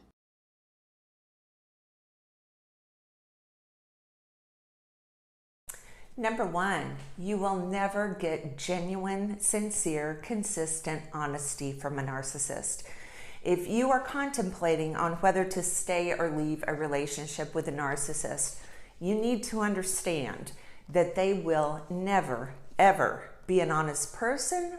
Your definition of truth and honesty is completely different than the narcissist's definition, and you need to really understand that. The narcissist's definition of truth and honesty is whatever version benefits them in that moment. As the narcissist's needs and desires change, so will the truth. So just know you can never trust or put any merit on the words that come out of their mouth. Number 2, do not have any delusions that the narcissist will ever truly care about your feelings or take your wishes into consideration.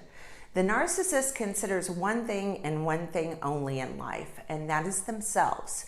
So if your wishes and desires happen to align with what the narcissist wants, then that's a win for you.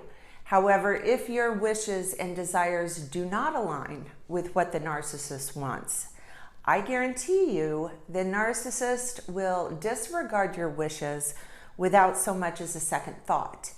You will never be on the list of things that are important enough to actually take into consideration.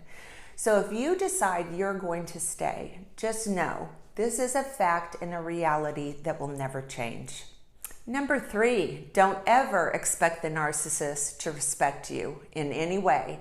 They will not respect your feelings, your wishes, your desires, your needs, your values, your ethics. They won't even respect your time. They view other people as beneath them, less than, inferior. So there is no respect in this equation. Respect is reserved for them and them alone. And if you are under some delusion that the narcissist will actually realize your value one day, and that eventually they will respect you and your feelings in a manner that you're deserving of, unfortunately, you are going to be very, very, very disappointed. They are never going to respect you, not in any way. Number 4, the narcissist is never going to validate you. They want you to be stuck running in circles in that hamster wheel, you know, desperately trying to achieve whatever it is you think that they want from you. And as soon as you do, guess what? Now the goalpost has moved over here and they want you to do something completely different. So this is a game to the narcissist, and they enjoy watching you strive and work to impress them and give them what they want, and then rip the rug out from underneath you and change the rules. Validating anything positive about you or anything that you have achieved is just not going to happen. Number 5, the narcissist is never ever going to be loyal to you. Their only loyalty is to themselves, their own agenda, and whatever they feel is in their best interests. I don't care if you've been married to the narcissist for 50 years. I don't care if the narcissist is your parent. If it comes down to something the narcissist wants, or being honorable and loyal to you, guess what? They'll drop you and whatever loyalty they should give you like a bad habit. Narcissists don't know the meaning. Literally, they don't know the meaning of loyalty. So just understand, you will never have their loyalty, no matter who you are in their lives. Their loyalty is completely reserved for themselves and whatever it is that they want at that time. That is the only thing that they will ever be loyal to. Number 6, they will never give you their love. You must understand that narcissists do not view other people, even their own spouse or their children, as living, breathing people with feelings and needs of their own. They view other people and relationships like assets. How can these people or how can this relationship serve the narcissist? That is truly how they view their loved ones in their lives. And when and if that person in the relationship is no longer benefiting the narcissist in a way they feel it should benefit them, they are capable of throwing away people and relationships just as they would a used tissue or a broken kitchen appliance. So please, just understand that a narcissist will never really love you. They aren't capable of genuinely loving anyone. In closing, some of the things that I said in this video may seem a little harsh, but if you are contemplating whether you should leave a relationship with a narcissist or stay, it's critical that you base your decision on truth and facts. You cannot gaslight yourself into believing the fantasy you want to believe or that the narcissist is trying to trick you into believing. You must base your decision in hard, cold facts, and these are the facts, and I can't tell you whether you should stay or go. That is a decision that only you can make. But what I do know is that your decision needs to be based in reality, in truth, and not in denial. And these points I have made in this video are the true reality of what your relationship will look like if you decide to stay with a narcissist. This is an update or an add-on, I guess you could say, an addendum of sorts to the video originally placed up as a kind of more private side draft version of this video, which will eventually become the full public video. Right now, we want to add several points, or rather, we want to give ratings for each of the several points. The original idea of this video was to have both myself and my friend Anthony. I don't know, Anthony, if I'm speaking second person here or third person, but what am I saying? Yeah, so there's 16 points of this video, 16 criteria that we're looking to assess. Now, it's been several weeks, about 10 plus weeks already. We're in the middle of August. This was posted at the beginning of June. We still don't have any rating as was called for by this video. So really what I'm looking to do is kind of, I guess you could say, although, you know, my own ratings are ideal to have two people rate independently. But I like, in case it's not clear really, you know, what it is that we're looking for, what the demands of the situation naturally are, I decided to produce the ratings on my own as template ratings and give my further explanation in the video for each criteria and each point and each element. I give my on-the-fly analysis, that with an added point, a little bit of an added thing if I decide to put it, if some of them have it. And then I rate each point from the 0 to 3. Let's take a look at the original criteria. If I go back here, I was describing it on video. Let's see.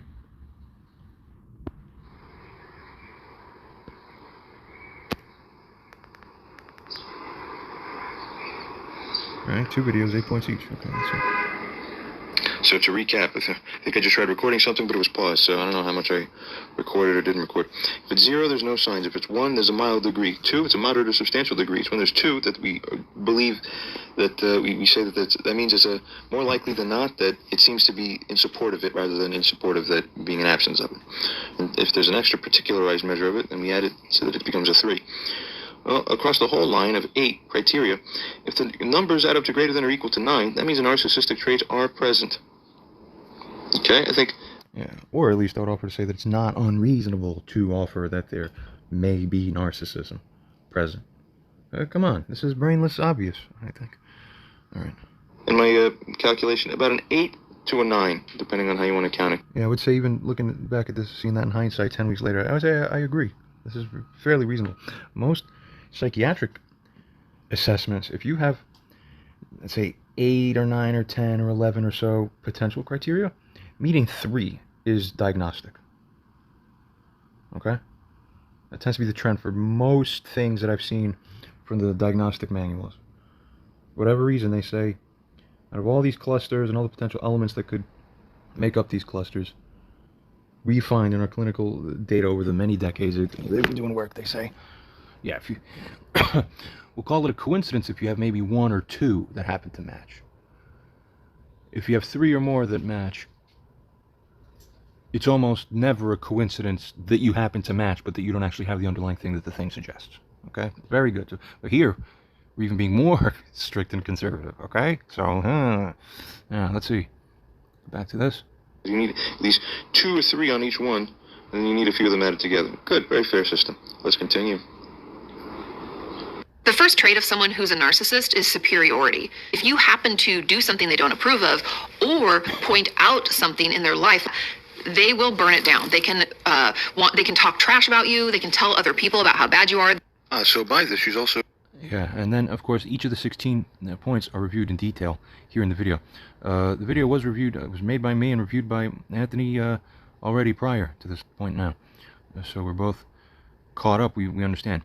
I'd recommend a skimming review, perhaps, of what, maybe even actually a full watch through again. Honestly, I would actually encourage that strongly, to recall exactly what constitutes each element. All right, so I did this on my own time, of course, on my own just now, like about a day or 2 ago. I took down notes and decided to produce my own ratings. I offer up my own ratings at this time to be a template set of ratings. They will constitute what my ratings are for the situation. And the only other rater on this would be Anthony. The idea would be that Anthony would take a look at my ratings and then see, does he disagree with any particular point? If so, at which point, what would his rating be? So very easy. It makes the process overall more stream flowed, as they say.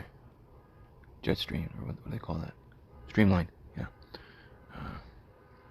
So I'm not going to go over all 16 criteria in the video explicitly by taking from what she's saying, because all that added together is about an hour or so from this point of the video, 29 minutes, up until about a few minutes short of the end mark, which is at an hour 30 something. But I highly encourage that it's reviewed so that we can recall exactly what's what's this John guy complaining about this person, Barbara. What's the nitty gritty's in there. Okay, so my own notes. Let's see. These are written from the other day. I just sat in the park for a couple hours, watched it, and a little more time. I kept writing in here, so it took a few hours. I did the work. Now, on the first point, superiority. Given everything she says, I'm not going to include it, but every single point should have its corresponding turning to the video, remembering, recalling, replaying. It's been several plus more weeks now already. What it constitutes. And see, do we agree or do we disagree what the rating should be around there? So, number one, superiority. It's unreasonable for it to be given a 0. This we can assess from the situation. That would be highly improbable, I'd say even more so, given what we've already seen, for it to even fairly be considered as a 1, which is like essentially as if there's nothing, or very mild. So it's most likely a 2. Examples.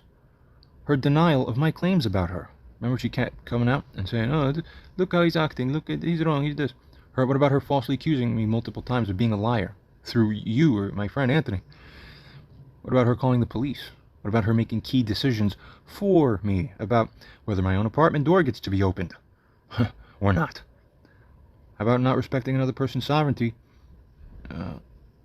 That's the superiority complex of that dysfunctional person that is consistent with the narcissistic dysfunction. What about taking my passport multiple times? What about arguing with me when I clearly indicated to her, as from a man to a woman, that she is wrong? Flat out, that's the end of the story. It's not a joke. Exactly as I say, which virtually on its own makes it almost as good as fact. For me, it's always a fact. Other men usually will still be right more often than the women, but the women never see this. Okay, which is it's actually gotten worse over time. She violated the law. The law, as we've described and discussed. Trespass is a violation of the law. What kind of superiority complex do you need to just think, I could just use it, my key to come into his house without permission if I want to? I override. That's the complex. Okay, breaking her own word multiple times with respect to commitments she's made to us. Her series, meeting series that she had been originally committed to.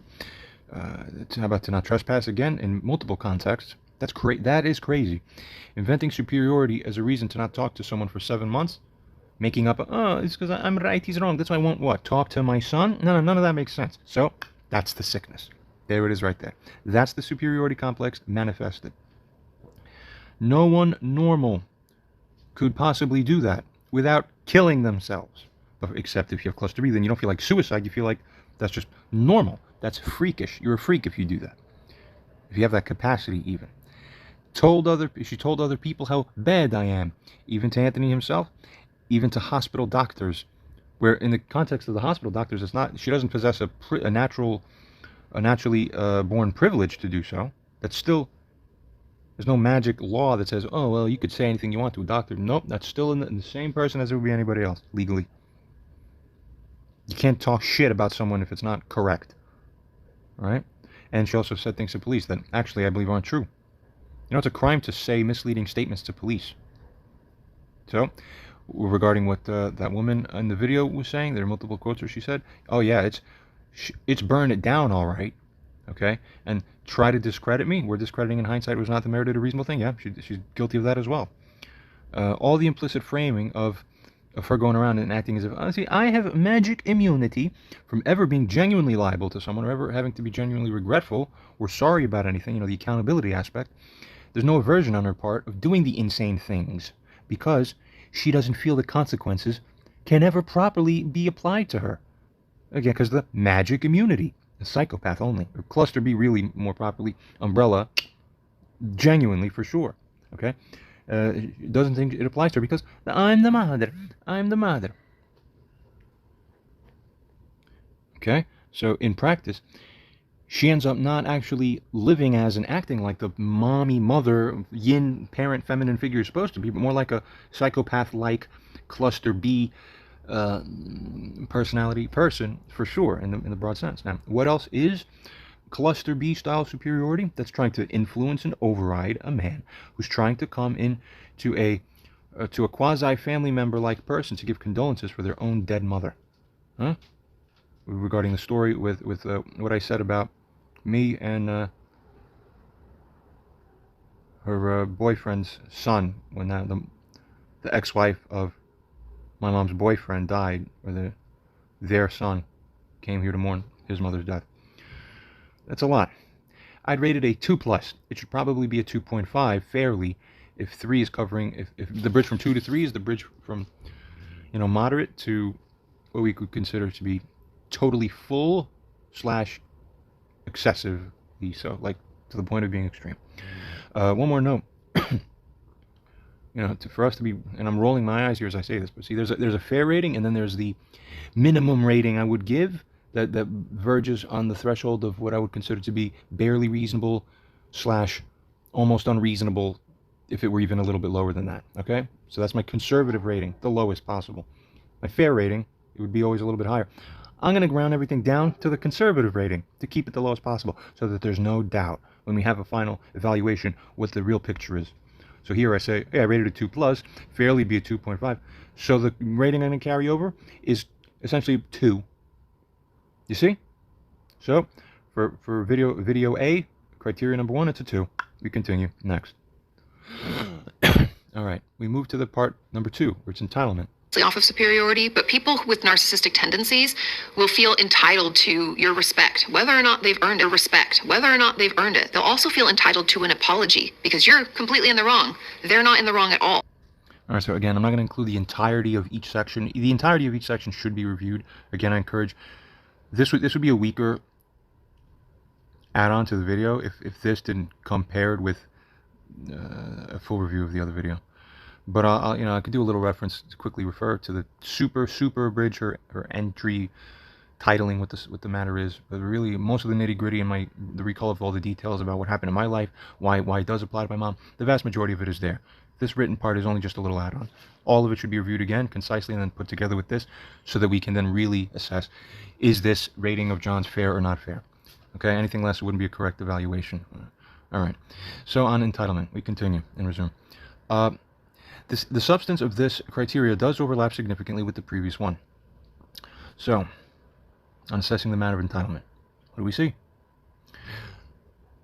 Is it the witnessing by us of an airing of the kind of essence or attitude coming from that person, Barbara, as that looks something like, well, I'm entitled to be treated like a queen with the chair. Oh, remember this is referring to the story referenced later in the video. I don't know if I put it on this one, but in another one of the parts I told the story clearly.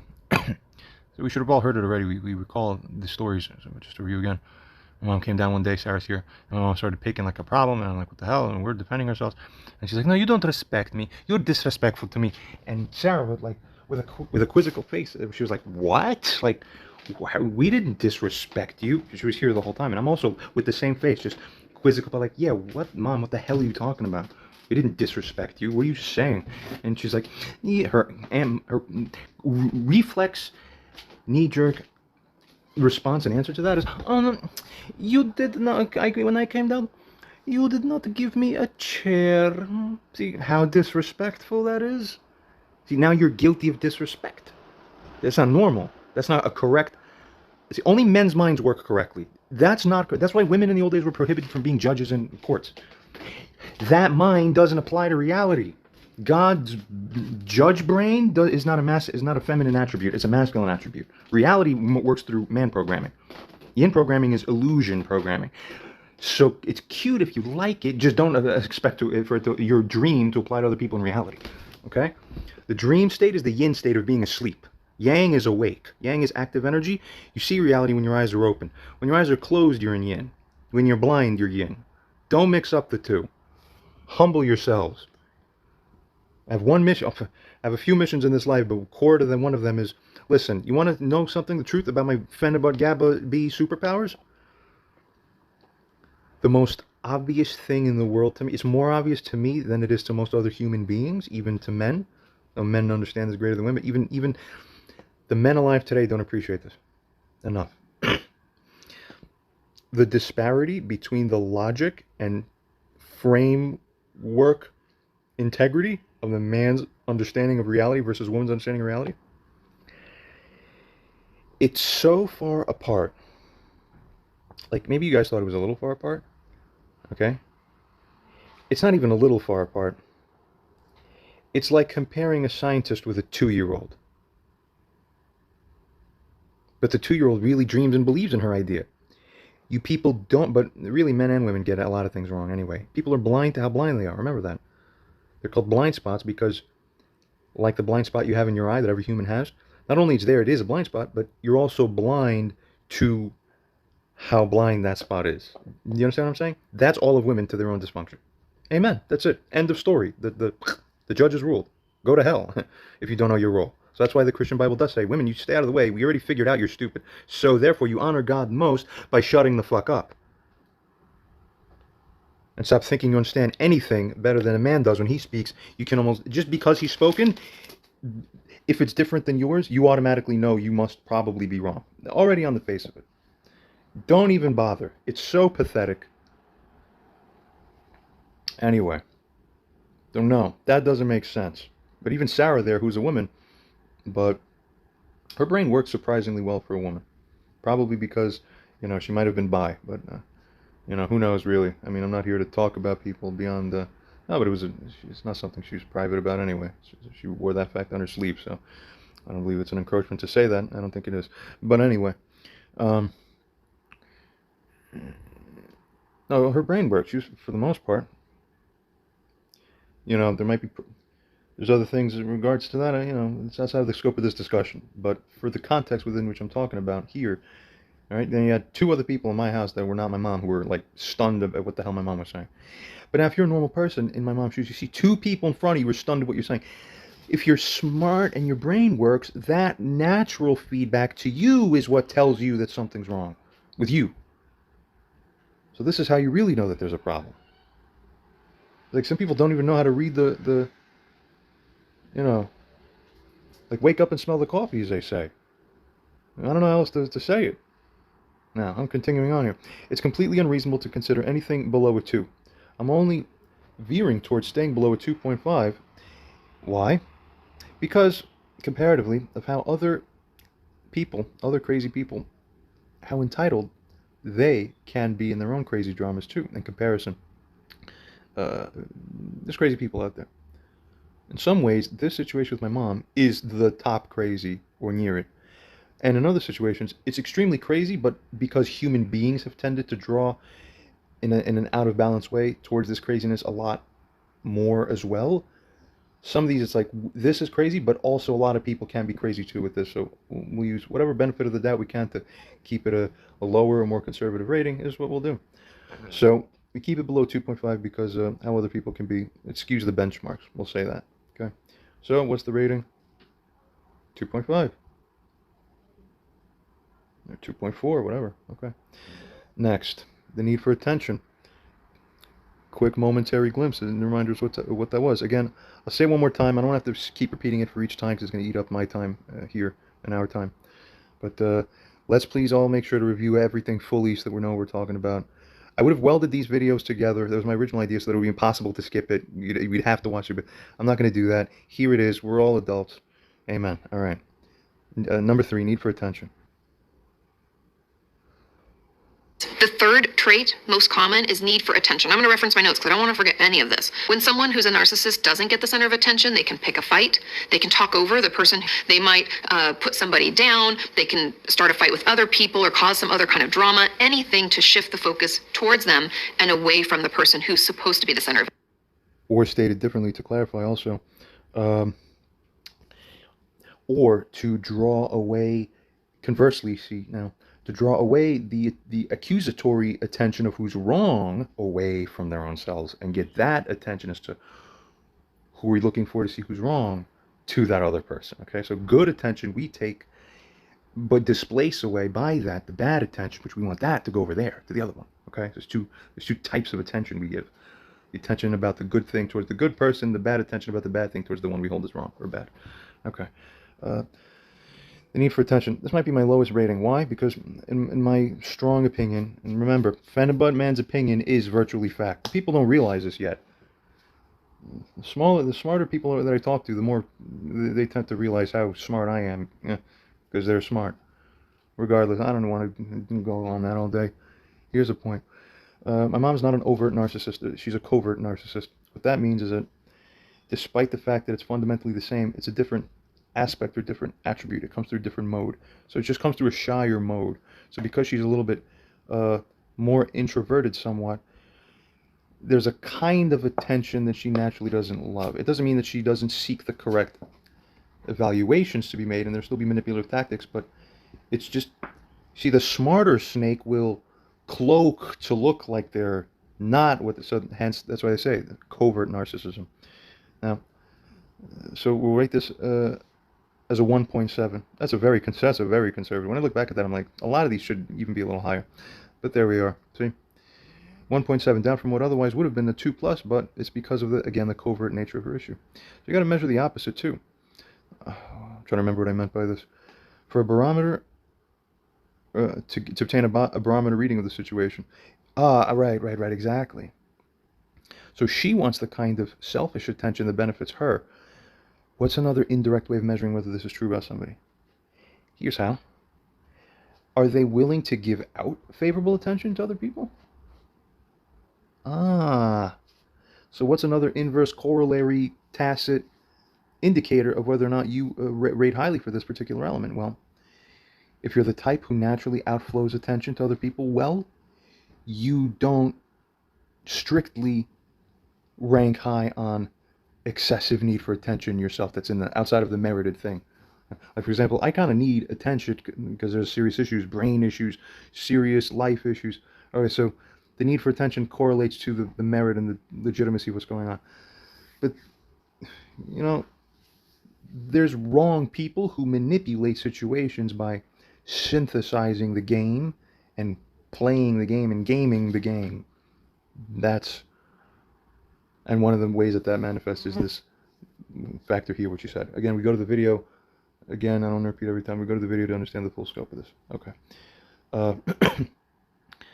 So, if she doesn't naturally provide the outflow of attention that's sufficient, you go to the person who's the victim, say someone's complaining, my mom was like this, my mom was like that, narcissistic even, as the explanatory cause, you'd say, yeah, did she give you a lot of attention when you were growing up? Is like the kind you needed? No. There's your answer. Exactly, because her attention was on herself. That's the definition of narcissism. She's not watching you. She's watching herself, so to speak. Okay, that's what provides the negative image indicator for that reverse factor. And guess what? In my case, her giving of attention out to this son of hers, me, whether a child or grown, it's remained horribly insufficient. This we've assessed and seen from the story. So really, that 1.7 should fairly be a call to 2 or 2+, but we'll round everything down. So yeah, 1.7, conservative rating. Okay, next, need for control. Let's see. The next trait that a narcissist can have is a need for control. And the reason for this intense need is because they want to keep this facade up, right, of being perfect and superior. And if they don't have full control, they can't do that. And so they'll use a lot of different forms of manipulation. One of those being gaslighting, right? You're not remembering it correctly. That's not what happened. Wow, there you go. Yeah, interesting now. Need for control. He told me I can't get his passport after I already stole it once before. I still don't feel it's secure enough, so I'll step in and do whatever it takes so that I can control how safe his passport should be, in my view. What? Oh, he is yelling? Maybe the actual law standards might not do anything about this, but I will help guide the situation however I do to get the whole situation where I want it to be, so that my idea of what is best for him is what will happen. We'll put him in psych ward. I will control it. See? That's the need for control. My son is sick?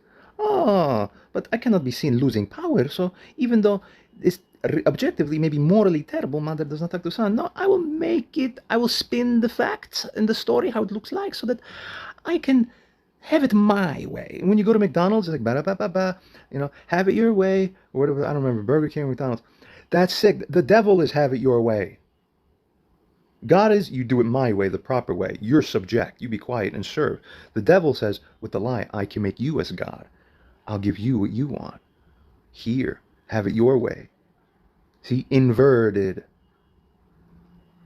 You wanting it your way, double so if you're a woman. You're supposed to be even further under the hierarchy. But a man too is a servant. If he's ruling over woman with ungodly frame, then that's bad too, and that does give women the potential. Well, it depends on the context anyway, and there's arguments for and against. I actually understand them both, but regardless, no, that's a sick control aspect. I will control the aspect of not allowing communication between us for several months. So I'll say, I don't feel safe around him. I will not talk to him. No, no, no, no, no, bullshit, bullshit. And then furthermore, even if you didn't feel safe, if you did wrong, then you owe. Doesn't matter. You have to fess up and pay the bill. You have to go and give what's owed. There's no such thing as, I'll get it my way. No, it's a control addiction. Okay, I will control who hears about it. Again, all of this is in addition to whatever was said in each of those video segments. Very important.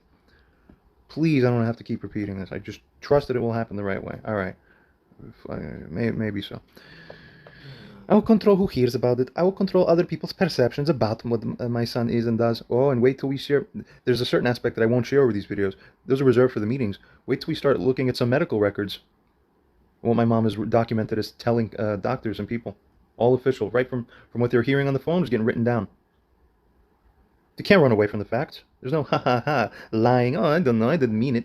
No, it doesn't work, you didn't mean it. That's again more woman logic. No, every word you said, you pay the price. God, karma, justice, good. Power. That's real power. God's power is real power. Not your stupid human attempts at power. You don't get it now? You're trying to be God. We try to make it your way. That's what you don't understand. God hates imitators that are poor, who go against his design and not for it.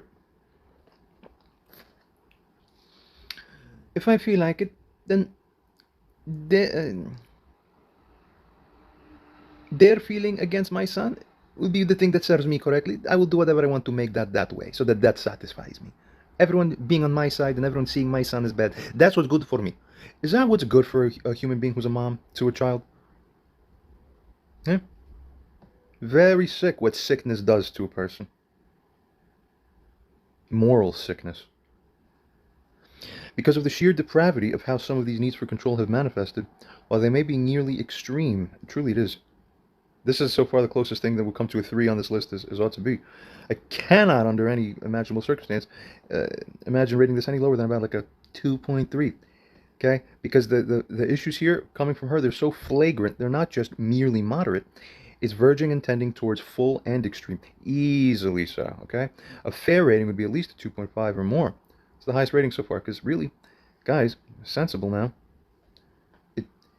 It's a need for control that truly lies at the heart of what her problem is. All the other elements here are really about protecting. There are other aspects of what this element is, okay? And her behavior is about protecting this at the deepest instinct. That's what I mean to write here. She does everything so that she can protect her aspect of control. What gives her the anxiety is her not being able to have something go a certain way that she wants. That's the root of it, you see?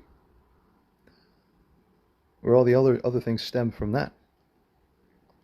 Has to be a certain way, okay? Because of her anxiety component about life. She doesn't know how to let go within a positive acceptance kind of context, about just let it go, like happy that it's going the way it should be on its own. I don't have to control it. It's what a healthy person does. You sit there, smile, accept. Okay. What about all the times where she would come up to me and says, "You know, remember," or come up to us and to Anthony, it was different than that, which implies that we're not remembering it correctly, or worse, that we're actually actively lying. That's not remembering correctly. I remember correctly. Definitely not true. And possibly she's the liar, or she's not remembering. But either way, when we say the truth, then it should constructively be understood that it's not correct what she's saying. So to continue to deny us doesn't matter. Something's fucked up, okay? And you're wrong. And every punishment comes naturally from God for those who do wrongs. Remember, okay? So that's what she did. Yep, that aspect of the element is present. Even controlling what others may believe about her is what she's engaged in. That control control about her reputation, regardless of how honorable or truthful her own attempts and subversions are. What about the use of flying monkeys, which the licensed therapist in the video mentioned? Pursuant to this point, we should be watching. Everyone should understand what we're talking about. Yep, that aspect for sure. We have so many stories of my mom's boyfriend being used as the flying monkey in this situation, in one of the most violating ways. Essentially trespassing here, ending up committing a felony against my grandfather, trying to start an attempted assault at me, Fucking telling me, fucking, ibn Chivi Sustavi was a Umar, if he would be able to, which means I would leave you here to die if I could. If I was in the position to, I'd leave you to die somewhere. Excuse me? You'd be hanging from a rope in front of the fucking people at town square if I was the fucking top fucking sovereign of the fucking area. You don't speak to me that way, but every man is sovereign when it comes to the management of his dignity and who transgresses against it, who doesn't. That person's cut off, and you are for fucking the fucking underworld. You understand? That's the living dead. Because you're already cut off from life. Just a quick thing that comes to mind real quick right now. Somewhere roughly within that same conversation I was having with her. This is 4+ years ago already. Doesn't matter. Still feels like, not even like yesterday. It feels like it was 10 minutes ago. Okay? Huh? Where the hell's my genuine apology? See, this is why everyone's fucking, in my mom's life, really, and my life, are all fucked up and having continued hijacking of the devil ruining it all. Because you, the responsible parties, have failed to clean up properly and take responsibility. See that? What comes to mind in that same conversation? I remember he said, somewhere randomly in the middle of it, he's like, you know what? I only have a heart of stone. In the Polish language, he said to me, ja mam serce z kamienia. Tylko dla ciebie, fucking sicko. Means I have a heart of stone, only for you. Well, you stupid idiot. You grew up in a Christian country, the most Catholic proportioned country in the world. I'm brought to remember a particular verse or passage from chapter 36 of Ezekiel, in the Old Testament, the Tanakh. And the Lord himself was quoted speaking through the prophets. There's one particular verse which is somewhat often cited by other people I've seen, or here and there at least. Because it is said, with regards to, where is it now? For it is God, my friends. When you're someone who deals with a heart of stone, supposedly, that's not a merit. It's turning to God that gives you a new heart and puts a new spirit in you. It's turning to God that causes the removal of a heart of stone and gives you instead a true heart, a proper heart, one that works, a heart of flesh. Understand how important this is? That's when someone is moved with the Spirit of God in them, someone who's moved so that they're careful to follow God's decrees and we're careful to keep his laws. Only then do you metaphysically get to live in the land. But if you don't, you're going to get cut off. Anyone who is normal, who doesn't have cluster B, is brought to loathe themselves for their sins and their detestable practices. Be ashamed and disgraced. Do you understand? It's God, and only God, working through us, who can rebuild those things that are destroyed and replant and renew, like the phoenix spirit, that which was desolated. You need that operative force of the universe to move through you. Where some people are, there's only corruption and ruin and death. Where others are, plenty of life and growing and renewment seems to be happening all around them in rejuvenation. Why there's two different essences and spirits around them all the time? It's all karmic. It all starts with this. What are you doing wrong and what have you done to fix it? Back to this. She used the flying monkey in some of the most violative ways, which not only he was giving me this insult, she was standing there live in front of us, and when he was saying all this, she just hung out, standing 4, 5, 6 feet away, not saying anything. Later she said, "Oh, I don't know, I didn't hear anything." Hang yourselves. Hang yourselves. I didn't hear anything. Are you deaf? No one else was having a conversation with you within this house at that time. There's only one set of voices yelling at each other here. You're not stupid. A stupid woman only believes I can just shut off the curtain of my brain whenever I want, to choose when I want it to work and when I don't want it to work. Only dumb, stupid, irresponsible woman. I don't hear it. La, la, la. Make a mess? Forgot what it means to clean up spilled milk. Huh, what's that? I don't know. Kill yourselves. Generally speaking, wrongdoers of life. Stop being a wrongdoer. Sick. Regarding the trauma aspect, so in another portion of this element that the licensed therapist covered, there's a trauma aspect. Yeah, guess what? That's a correlative factor too. What about that glass break story? I may or may not have covered this somewhere explicitly so far within our grander set of content. There's a story. My mom came down here trying to talk to me nice. Meanwhile, there's a guy across my wall. Here, I'm still in the same room with the guy across the wall. Started banging, nastily. Instead of treating us civilly, he's banging. We're not being that loud. He has a reputation of banging and having other serious problems. Someone's playing a movie, it's a little loud. Yeah, it distracts me too, actually, some of the other neighbors. It's like other mutual neighbor, whoever it is. I don't love it too. I sit here and deal with it. He doesn't love it. He'll take some hard thing and bang on the floor, on a fucking hard panel wooden floor for several minutes at a time. So you're making more noise, it's even more disruptive, you idiot.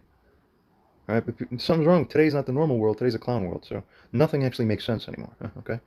Normally, what you would do in the old world where things made sense because we didn't neutralize all of our GABA receptors, you would go to the door of the person, you'd knock, say, hi, how are you? And you just speak like adults, all right? What happened, huh?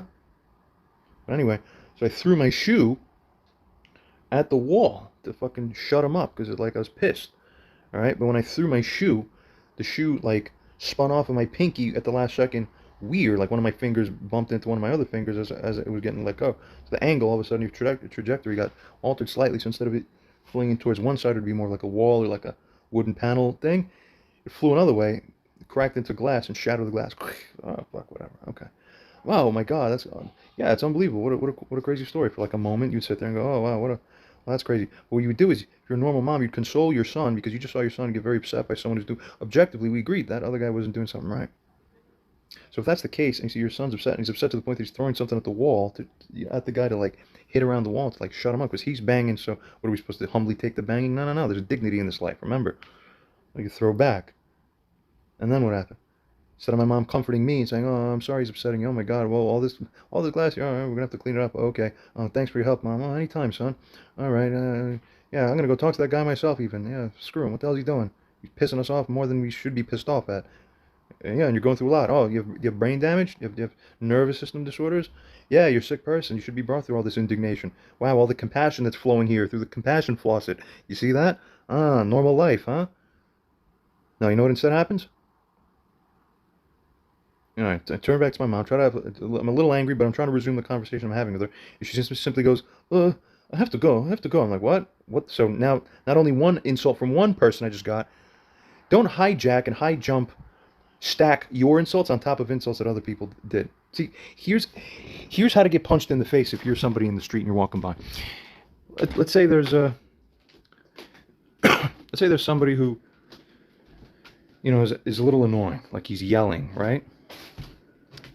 If you're one person and you say hey, cut it out, they're going to be a little pissed off. But if you see the same person yelling and then someone else near you first said to them, hey, cut it out, and then you see they got really angry, what's the worst idea in the world? To now add your own addition of, hey, yeah, cut it out, on top of it. You see how you're 10 times, you only aggravate it and make it worse? Now, it's not a perfect situation because there's double aspects. It depends what's going on. But the point is, if you don't have a merit in the situation, it's only a more stupid, brain-dead kind of thing to just add insult. Where adding insult to injury or compiling, don't be the second person in a chain of more than one person to promptly add a quick stack of insult onto somebody. So if the guy from across the wall pissed me off, the worst thing in the world to do is to fucking go ahead, dream to allow yourself to become a source of indignation also right on the scene while the scene is still fresh. I mean, what happened to you people? Did someone vacuum everybody's brain out from their heads the last few years? I don't remember the world being like this. I think 10 or 12 years ago, most people had at least a third of a brain. I remember that. What the hell happened? Today, almost no one has even a 50th of a brain. I remember I talked to one guy on the phone several days ago who saw one of my postings about me trying to get a brain scan, because I'm looking for people to help me manage this, because my own family doesn't help me, and sorry, my friends aren't helping me to the full measure either. It is what it is, but I'm turning to the public now. There's also not enough help from there, but it's more than I've gotten from people around me, inshallah.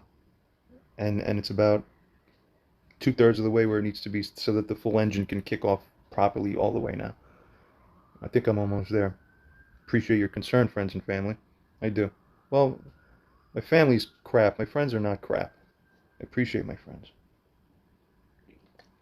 All right, just spilled coffee on myself. Now what? Yeah, I was talking to a guy on the phone, and you could tell kind of he's like an intelligent guy, but like a street guy too. And then he was saying on the phone something that really resonated with me. He's like, I remember like 25 years ago or 30 years ago, we were young. I was growing up. I figure he's, a little older than middle-aged even.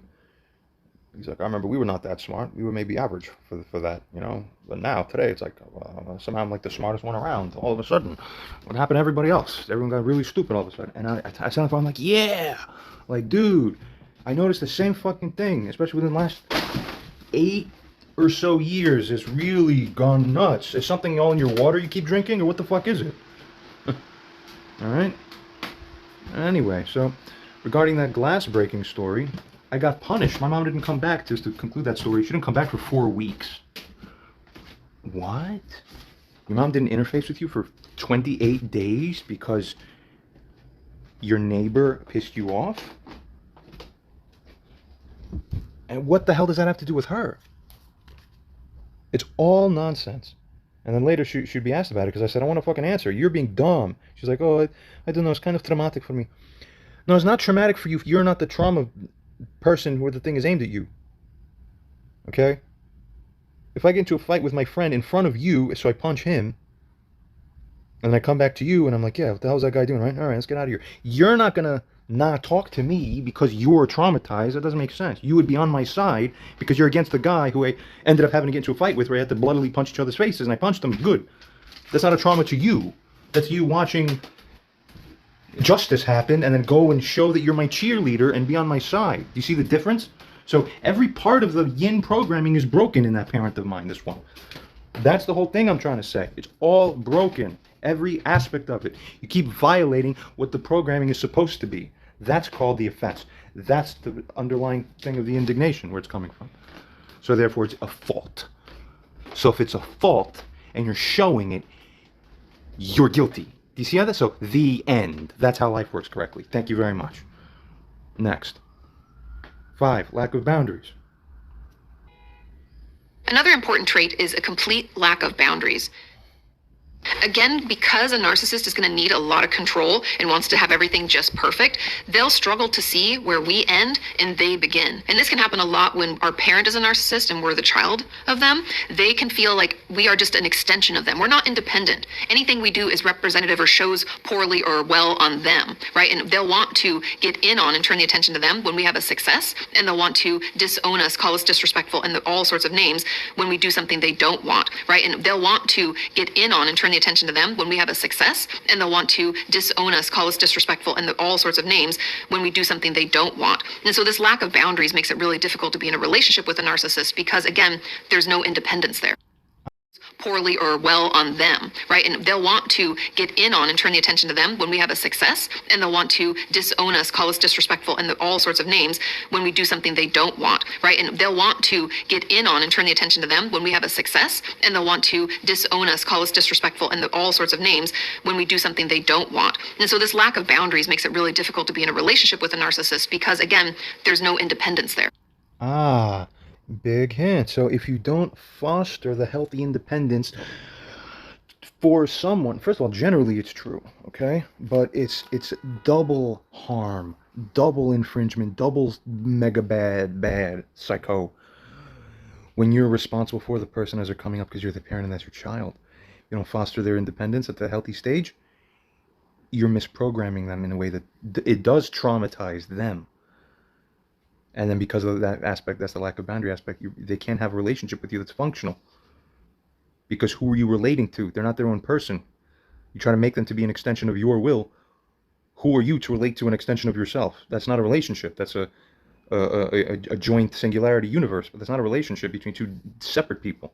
You don't understand that fact. Okay? So going back to what you said regarding, as an example, what I couldn't even, when I was growing up, I'm 15, 17, 19 years old. You understand how sick it is my mom was sleeping in my bedroom with me? Can I ask the world, is that normal? Has anyone met a human being who's a woman who wants to sleep in the bedroom of the son until he's 19 years old or 20? 20. I turned 20 that year. I was like 19 and a half. She finally left my bedroom to me. Are you out of your fucking minds? And but of course, while she's in there, if I, God forbid, I want to change my bed's cover, I couldn't change what my bed covering would be because I'm not a human being. Do you understand the sickness? It's about how even the bed I'm sleeping in, I don't have my space. It's all for rent, and I'm just the most temporary tenant you can imagine. I just conform. I slip in between the sheets into shit that's not mine, and it can never be mine. What kind of sick domination is that? No one in the world probably has gone through anything quite like that. This is one of the most extreme cases of psychological abuse on the planet. No one does this. Fucking ugly shit that made me itch, and I fucking hated it. And I'm like, why am I sleeping under? She said, because it has to look like this. You understand the sickness? Because it has to look like that. So you don't honor the dignity of the human being who's there when the king of fucking England is in his throne room. How do you honor the king? By honoring his sovereignty about how our beloved king gets to sleep and make his room however he likes to. He's the king. How do we love our king? By loving how freely he can change his shit around. The opposite of that is not loving someone's freedom, is by trying to control, the need for control. See how it all cycles in together? Getting a hint who's sick here? Should be embarrassing. So, number 5, lack of boundaries. Come on. It's almost like there's so much to unpack here, yet it's so, oh my God, and so much of it already has been mentioned before that it's like, how many times am I going to now be repeating the same stuff? So I write, come on. It's like, I just repeat the egregious issues from before. Going into my house multiple times. Committing crimes against me. Having others commit crimes against my family and me. By definition, that cannot be a moderate rating. Lowest possible is 2.4. Fairly be a 2.7.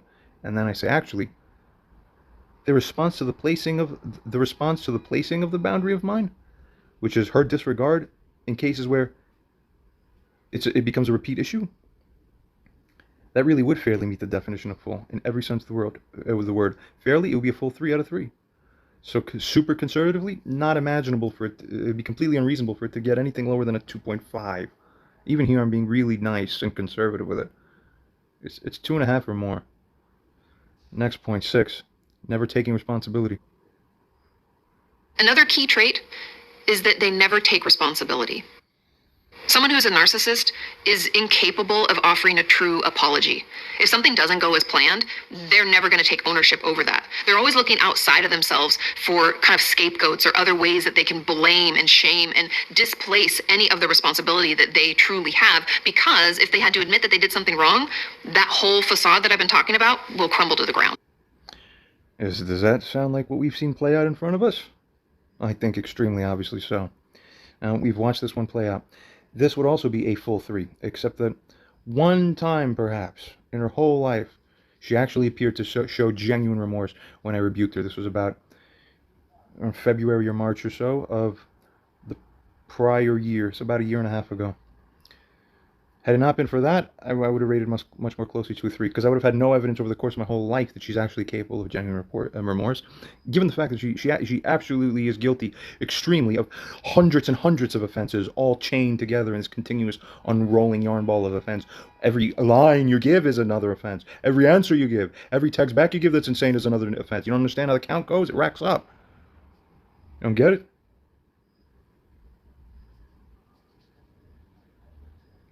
She ended up defaulting on her previous remorse anyway, so it cancels the effect of it. A fully incapable person would get the 3 rating. A hugely defective person who's almost as bad as a pure psychopath might get a 2.5. Nothing lower would be possible.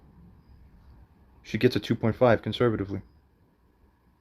2.7 at least otherwise. Next element, a lack of empathy. The next trait is lack of empathy. And this one is incredibly difficult for people to understand because it's hard for those of us with empathy to imagine someone without it.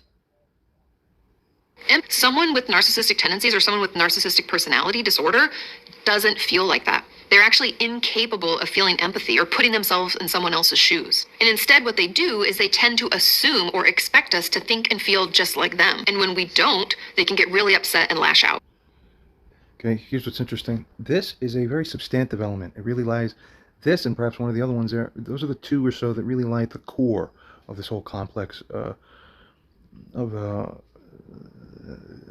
an extended set of elements. In short, by all demonstrations we've seen, and by the reasonable implications of those demonstrations we've seen, that we can say her capacity for empathy is substantially limited at best, and functionally or practically negligible at worst.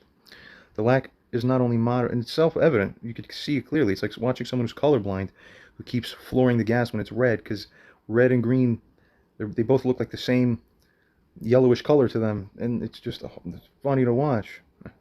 Okay? The lack is not moderate. I'd rate it at least a 2.1 or higher. Barely it's a 2.5. The rating's too nice. I just, I don't even have the courage to rate my mom, who's yin, who's supposed to have empathy, is a yin quality too. So it's really bad if you're a woman who doesn't have empathy. Okay? It's like double fall in the distance. If oh God. All right. And furthermore, there's also a lot of crazy. This type of sickness is more rampant in the world, and there's a lot more extreme cases, even more than that.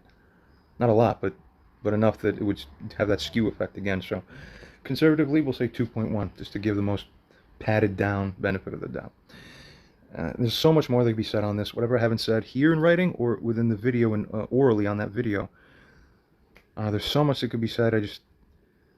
But for this one, it's one of those cases where.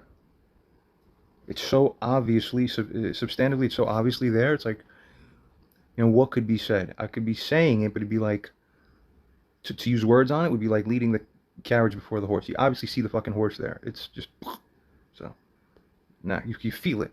A lack of empathy isn't something you formally recognize. You feel its impact by the fruit it gives and how it tastes, the experiential flavor of it. Can't tell you how it tastes. You have to taste it, and then you're like, that is orange juice. Like, yes, you see it. Good. Now, 8, splitting. And the final trait I'm going to talk about today, but I'm sure there are tons more. Feel free to leave those in the comments. But this trait is splitting. Now, I've talked about splitting in relation to BPD, or borderline personality disorder. Splitting is when we believe people are all good or all bad. It's a very much like all or nothing, black and white way of thinking. But this also happens in NPD, or people with narcissistic traits. We can think that if someone does something that's just a slight, let's say someone pointed out something we didn't do well, and we're the one with the narcissistic tendencies, we can automatically assume that person is the worst. They don't belong in our life, they're not good enough, they should never have been around us, and we can shame and blame, or we can get other people in our life, remember those flying monkeys, we can get them to shame and blame them to prove that we are better and they're all bad.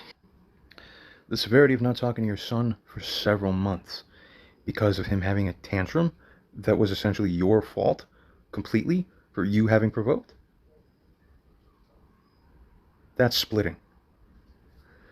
Where the splitting rating would otherwise get a 2.2 or so rating, the severity actually causes the weight to go up instead of down because of how profoundly sick the resulting manifestations are that come as a result of the splitting. It's terrible. 2.4 at the lowest. The most conservative summation, by the way. Now, so we've concluded, let's say, we've concluded the 8 elements now, rating them. You add them all up, the most conservative ratings. See that? That's a 17.5. This is way higher than a threshold 9 rating. Almost no single rating, mind you, of any of these 8 elements here above, got below a 2. Thereby, her narcissism is not only present, but it's extremely consistent across the board. Now, we keep these ratings in mind, and we proceed to video number 2. And sign number 1 is that your mother sees you as an extension of her. Meaning, you don't get to do the things that you want. It's more about her having you do the things that she wants, or what she maybe wanted to do as a child. Does she let you be you? I couldn't keep posters around my bed as a kid.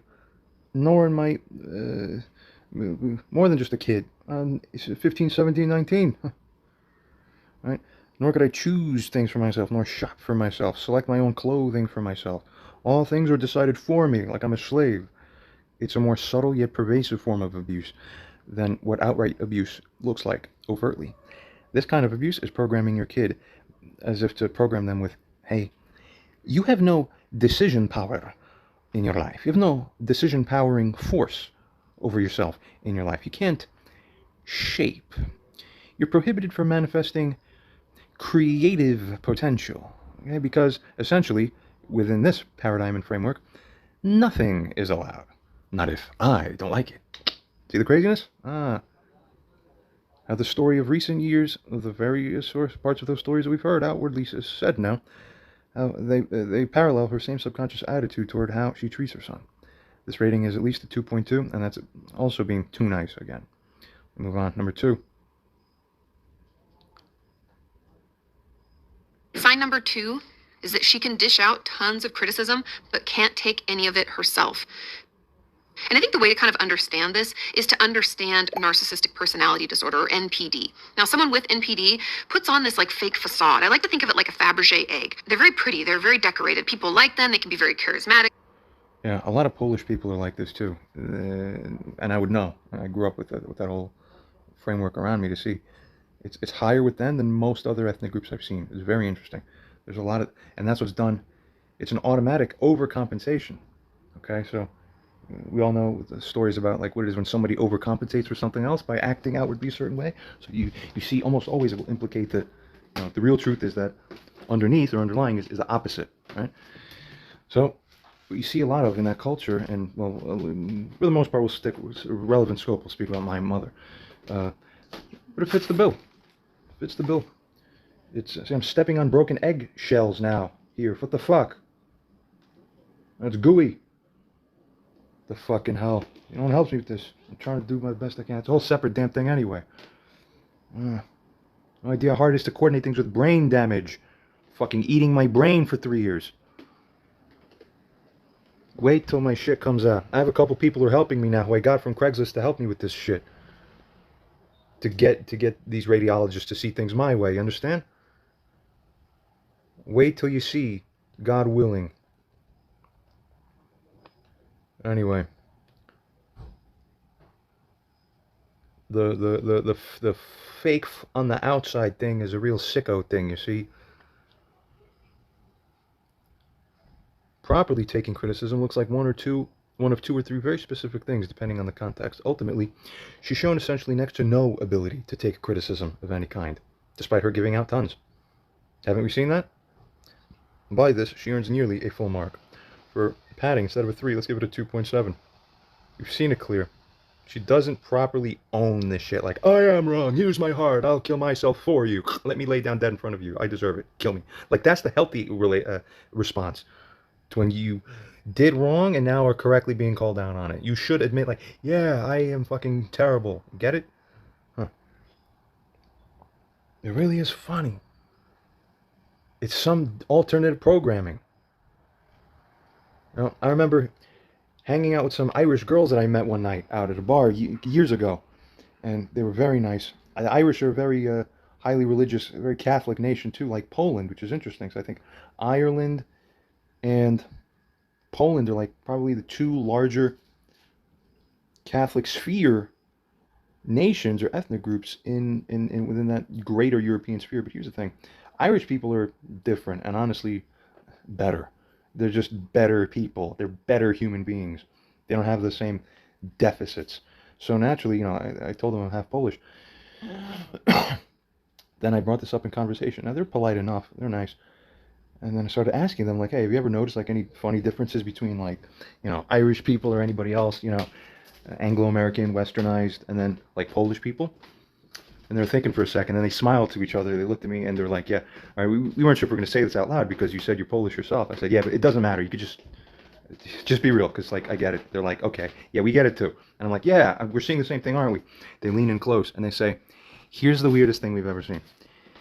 If you're a girl, and somebody comes up to you, and, like, will, for example, say something like, hey, like, oh, you're so pretty. Looks so good in that dress right there. So they're telling me this, right? And I'd say, yeah, right. Or if somebody gives you all these, like, really great compliments, and I'd say, yeah, and, the guys will do that too. Or that's done for guys too, in their own way. So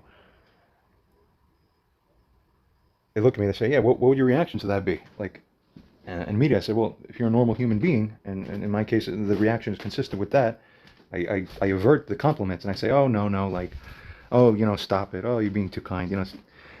Like that. That's normal, right? He looked at me and she said, repeatedly, through multiple exposures to different, like, Polish girls that we've seen here and there, we find the strangest, most bizarre thing that we've ever seen. I knew what it is based on where they're leading this conversation. I said, yeah. It's like, I already know. They said, I told my friend, whatever her name was, Paulina or whatever. He said, hey, you look very nice. Someone says, oh, you're so beautiful, And then she would say, they told me, and you know what she would say? She just said, yes, I know. With a straight face and just continue, walking on like, yes, that's right, okay. All right. So something's missing in the whole soil system of that whole country. Okay? Everywhere else, why do you think Polish jokes evolved within the Anglo-American sphere? Why do you think Polish jokes are known to be the biggest ethnic joke out of all of them? There's a reason.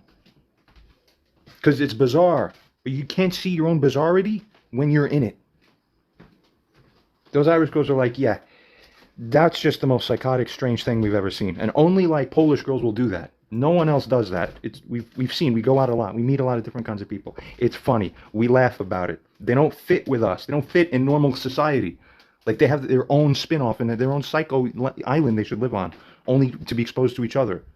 And I never forgot that story. I was like, it really left me with a strong conviction and affirmation. Like, I know I'm not the only one who sees these things.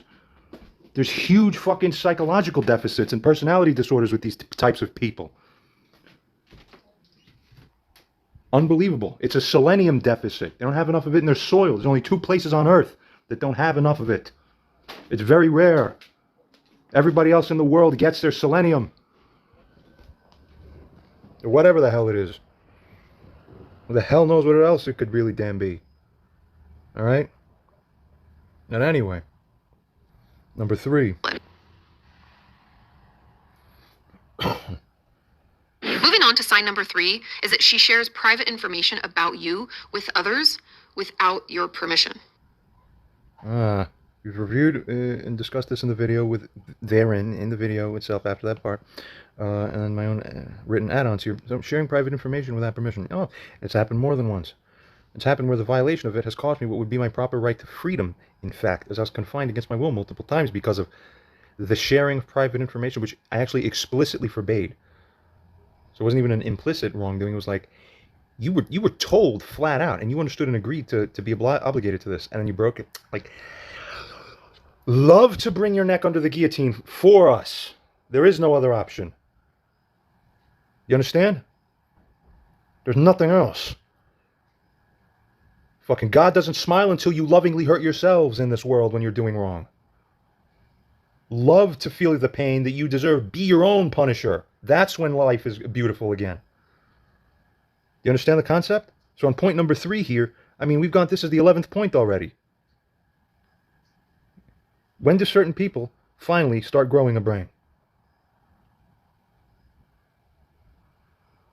Know what shame is. It's not, hey, beautiful, yes, I know. It's, you're broken genetically. You're fucking gunk for the oven. Fucking hell. It's sick. Cook yourself. Melt yourselves into fucking puddles. Every person, generally I'm speaking, to everybody in life who's the same way, it's the same neurological underlying factor.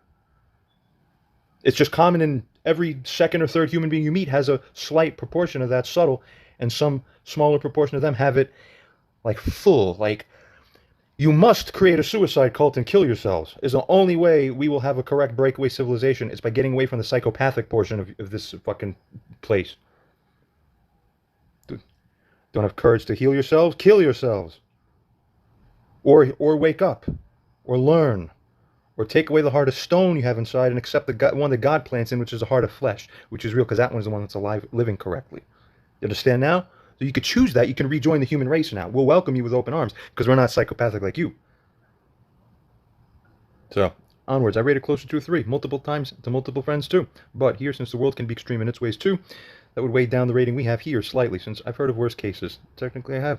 Only by that grace, I bring it down to a super low mark of 2.3.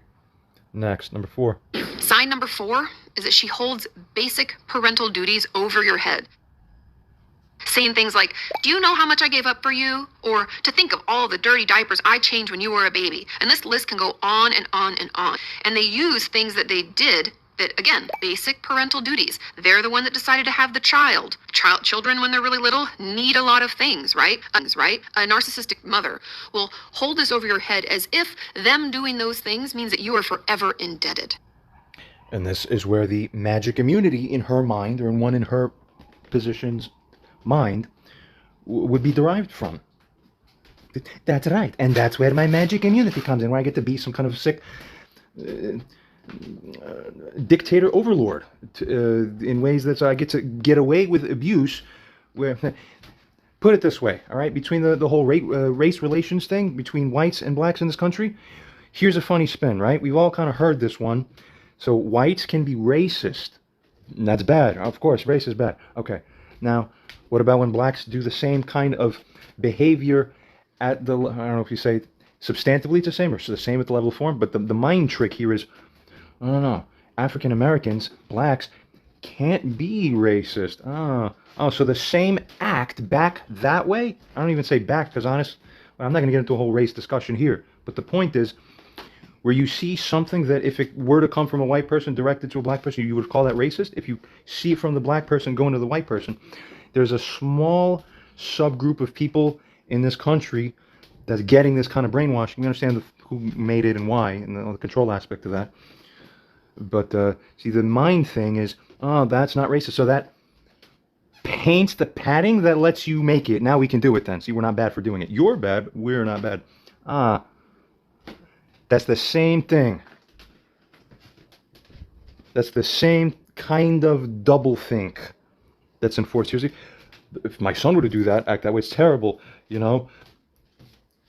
I mean, what the fuck? If I did the things to my mom that my mom did to me, I would, which is 50 times worse than anything I actually ever did, I would have never heard the end of it. Or maybe I would have been awarded. See, with reverso people, you never really know what the fuck you get. Okay? It's a different mind logic with them. Okay? That's a whole other conversation of itself. So it's magic immunity. It's called, I don't have to be careful. I invent magic powers and I self-regulate as my own god of what's right and wrong. You see the never-ending abuses that opens up the doorway to? So you really fix the relations between the one and the other, between mother and son, between racial group and racial group. No, it's designed that way. It's designed to keep it divided.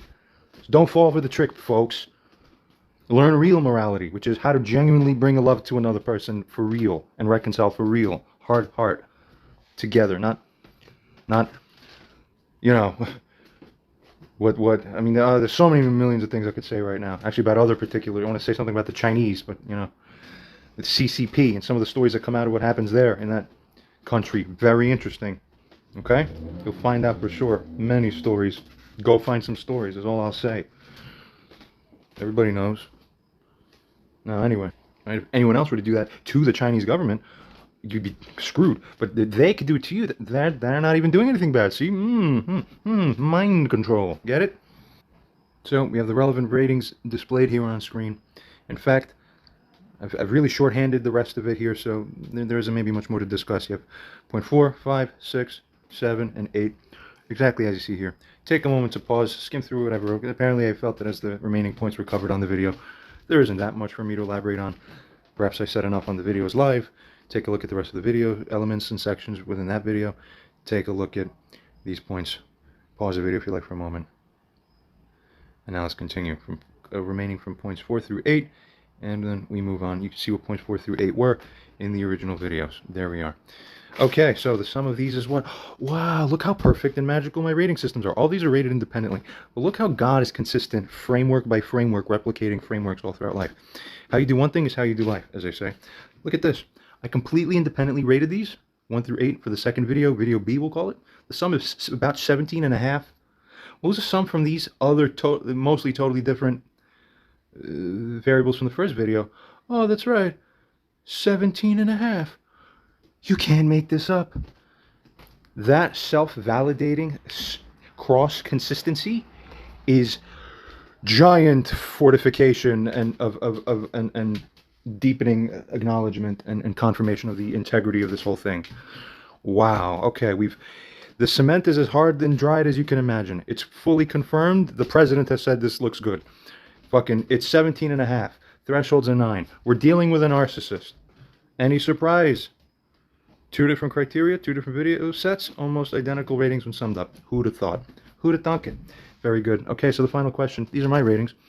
If Anthony has any different ratings, I'd love to see them.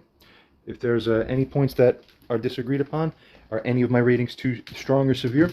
Which ones are they, if so?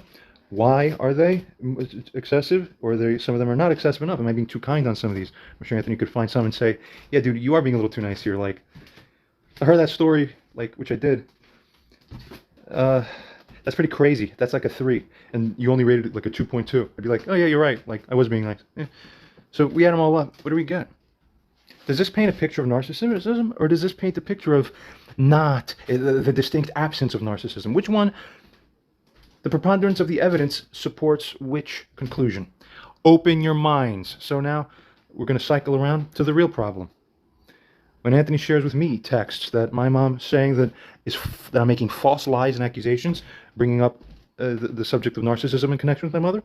So now for having falsely accused me of having lied about anything, which I haven't, as I've now taken the careful time to show that it was not unreasonable for me to do so, who only dug their own hole and grave a little more deeper? You see how it all works? There is no winning with me. When you're Gabba B God, I just breathe out on you and you fall. This is finished.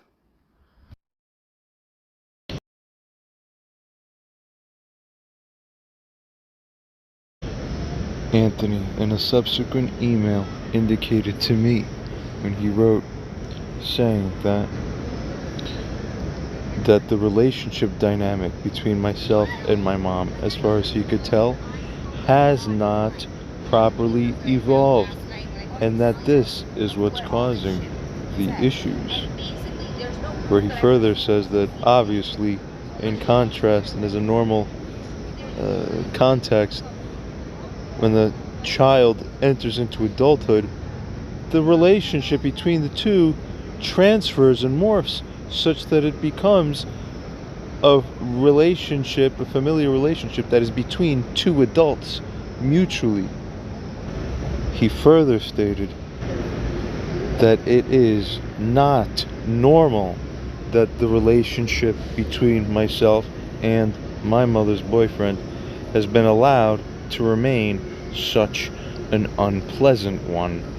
Or furthermore, that part is, as you said, something that she should have fixed a long time ago.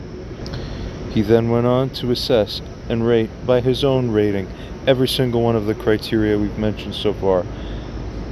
So let's get to the bottom of it. For each of the 2 videos, did Anthony or did Anthony not attain a cumulative rating of at least 9 or higher points in total for each of the 2 videos? I tell you that Anthony has in fact found 9 or more points for each of the 2 videos at the criteria.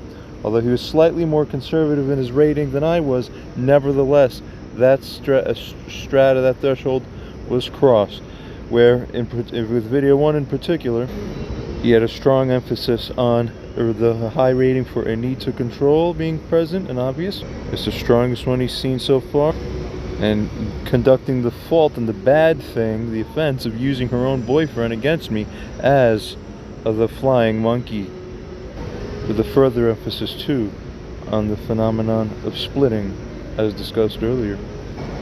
Regarding the second video, a strong emphasis on finding that she does not respect boundaries properly, which, by the way, is a very highly substantive indicator for the presence of narcissism. This is like one of the most deeply fundamental indicators of this, as well as her trying to reframe things as if I somehow am the one who doesn't remember things correct, and that she always appears to be as the victim. Mind you, to note, these ratings were given before Anthony and I had the opportunity to, most recently, at the time I'm recording this right now, it is now late August, and my mom and I and Anthony have sat down for a second meeting. Details will be discussed at the appropriate time, hopefully soon.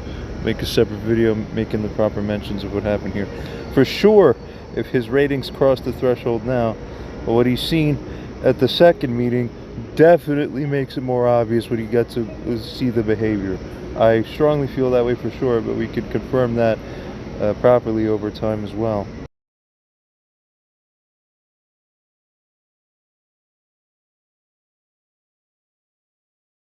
We're going to discuss a test, a simple test to tell you whether someone is a full-fledged narcissist, can be diagnosed with narcissistic personality disorder, or whether he is merely narcissistic.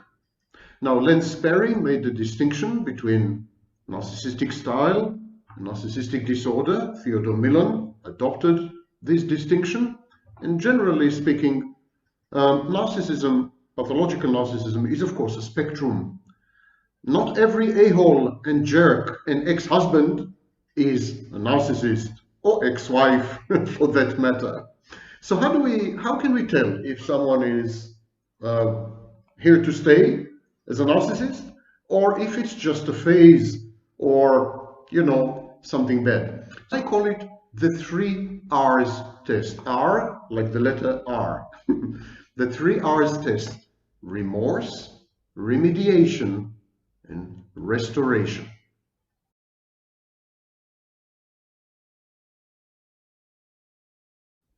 Now, to qualify, remorse has to be expressed repeatedly. It must be genuine and heartfelt. It should entail a modicum of sacrifice, embarrassment, inconvenience, and public disclosure and exposure. Regretting one's misdeeds in public is much more convincing than sending a private text or whispering "sorry" anonymously. So remorse has to be ostentatious. This is the first test. A full-fledged narcissist would render his or her feigned remorse private and fleeting. And if you challenge that remorse or that expression of remorse, the narcissist will become aggressive. Someone who is not a full-fledged narcissist, albeit may have narcissistic traits, but cannot be diagnosed with narcissistic personality disorder, and definitely healthy people, normal people, their remorse is long-lasting, and they're not ashamed to express it in front of others. This is test number 1, R number 1. R2, remediation. Remediation requires making amends, offering reparations. Reparations which are commensurate with the offending acts. Reparations that bear some symbolic relation to them and are proportional. And so financial abuse, for example, can be absolved only with the aid of monetary compensation that corresponds to the damage done and suffered. Remediation.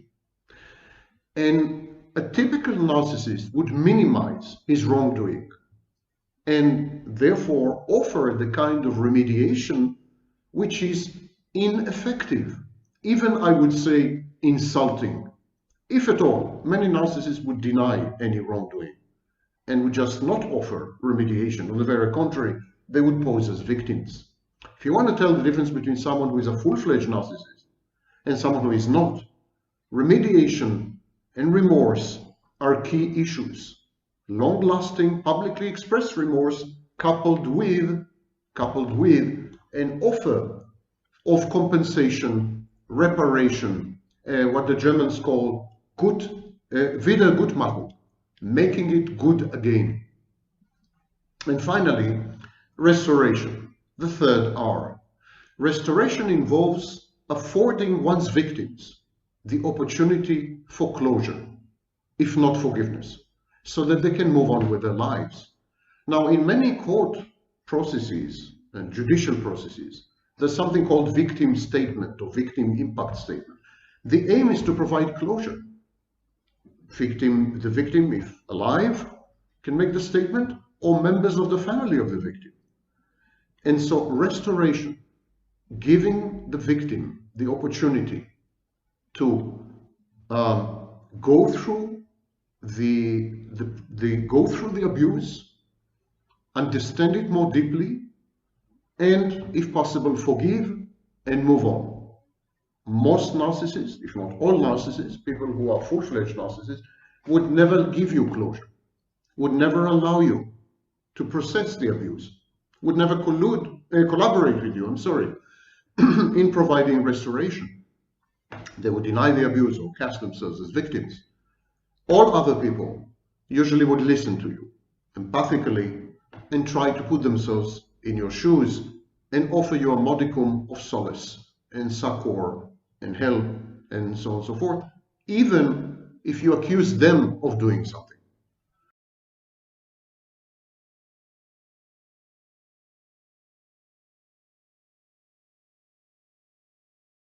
So these are the three R's. True narcissists and true psychopaths, they fail the 3 R's test at every turn. Their remorse is feigned. They provide little or no recompense, and they never put themselves at the victim's disposal and in her shoes in order to allow her to achieve what she needs most: closure, a restored sense of justice, and the ability to trust again.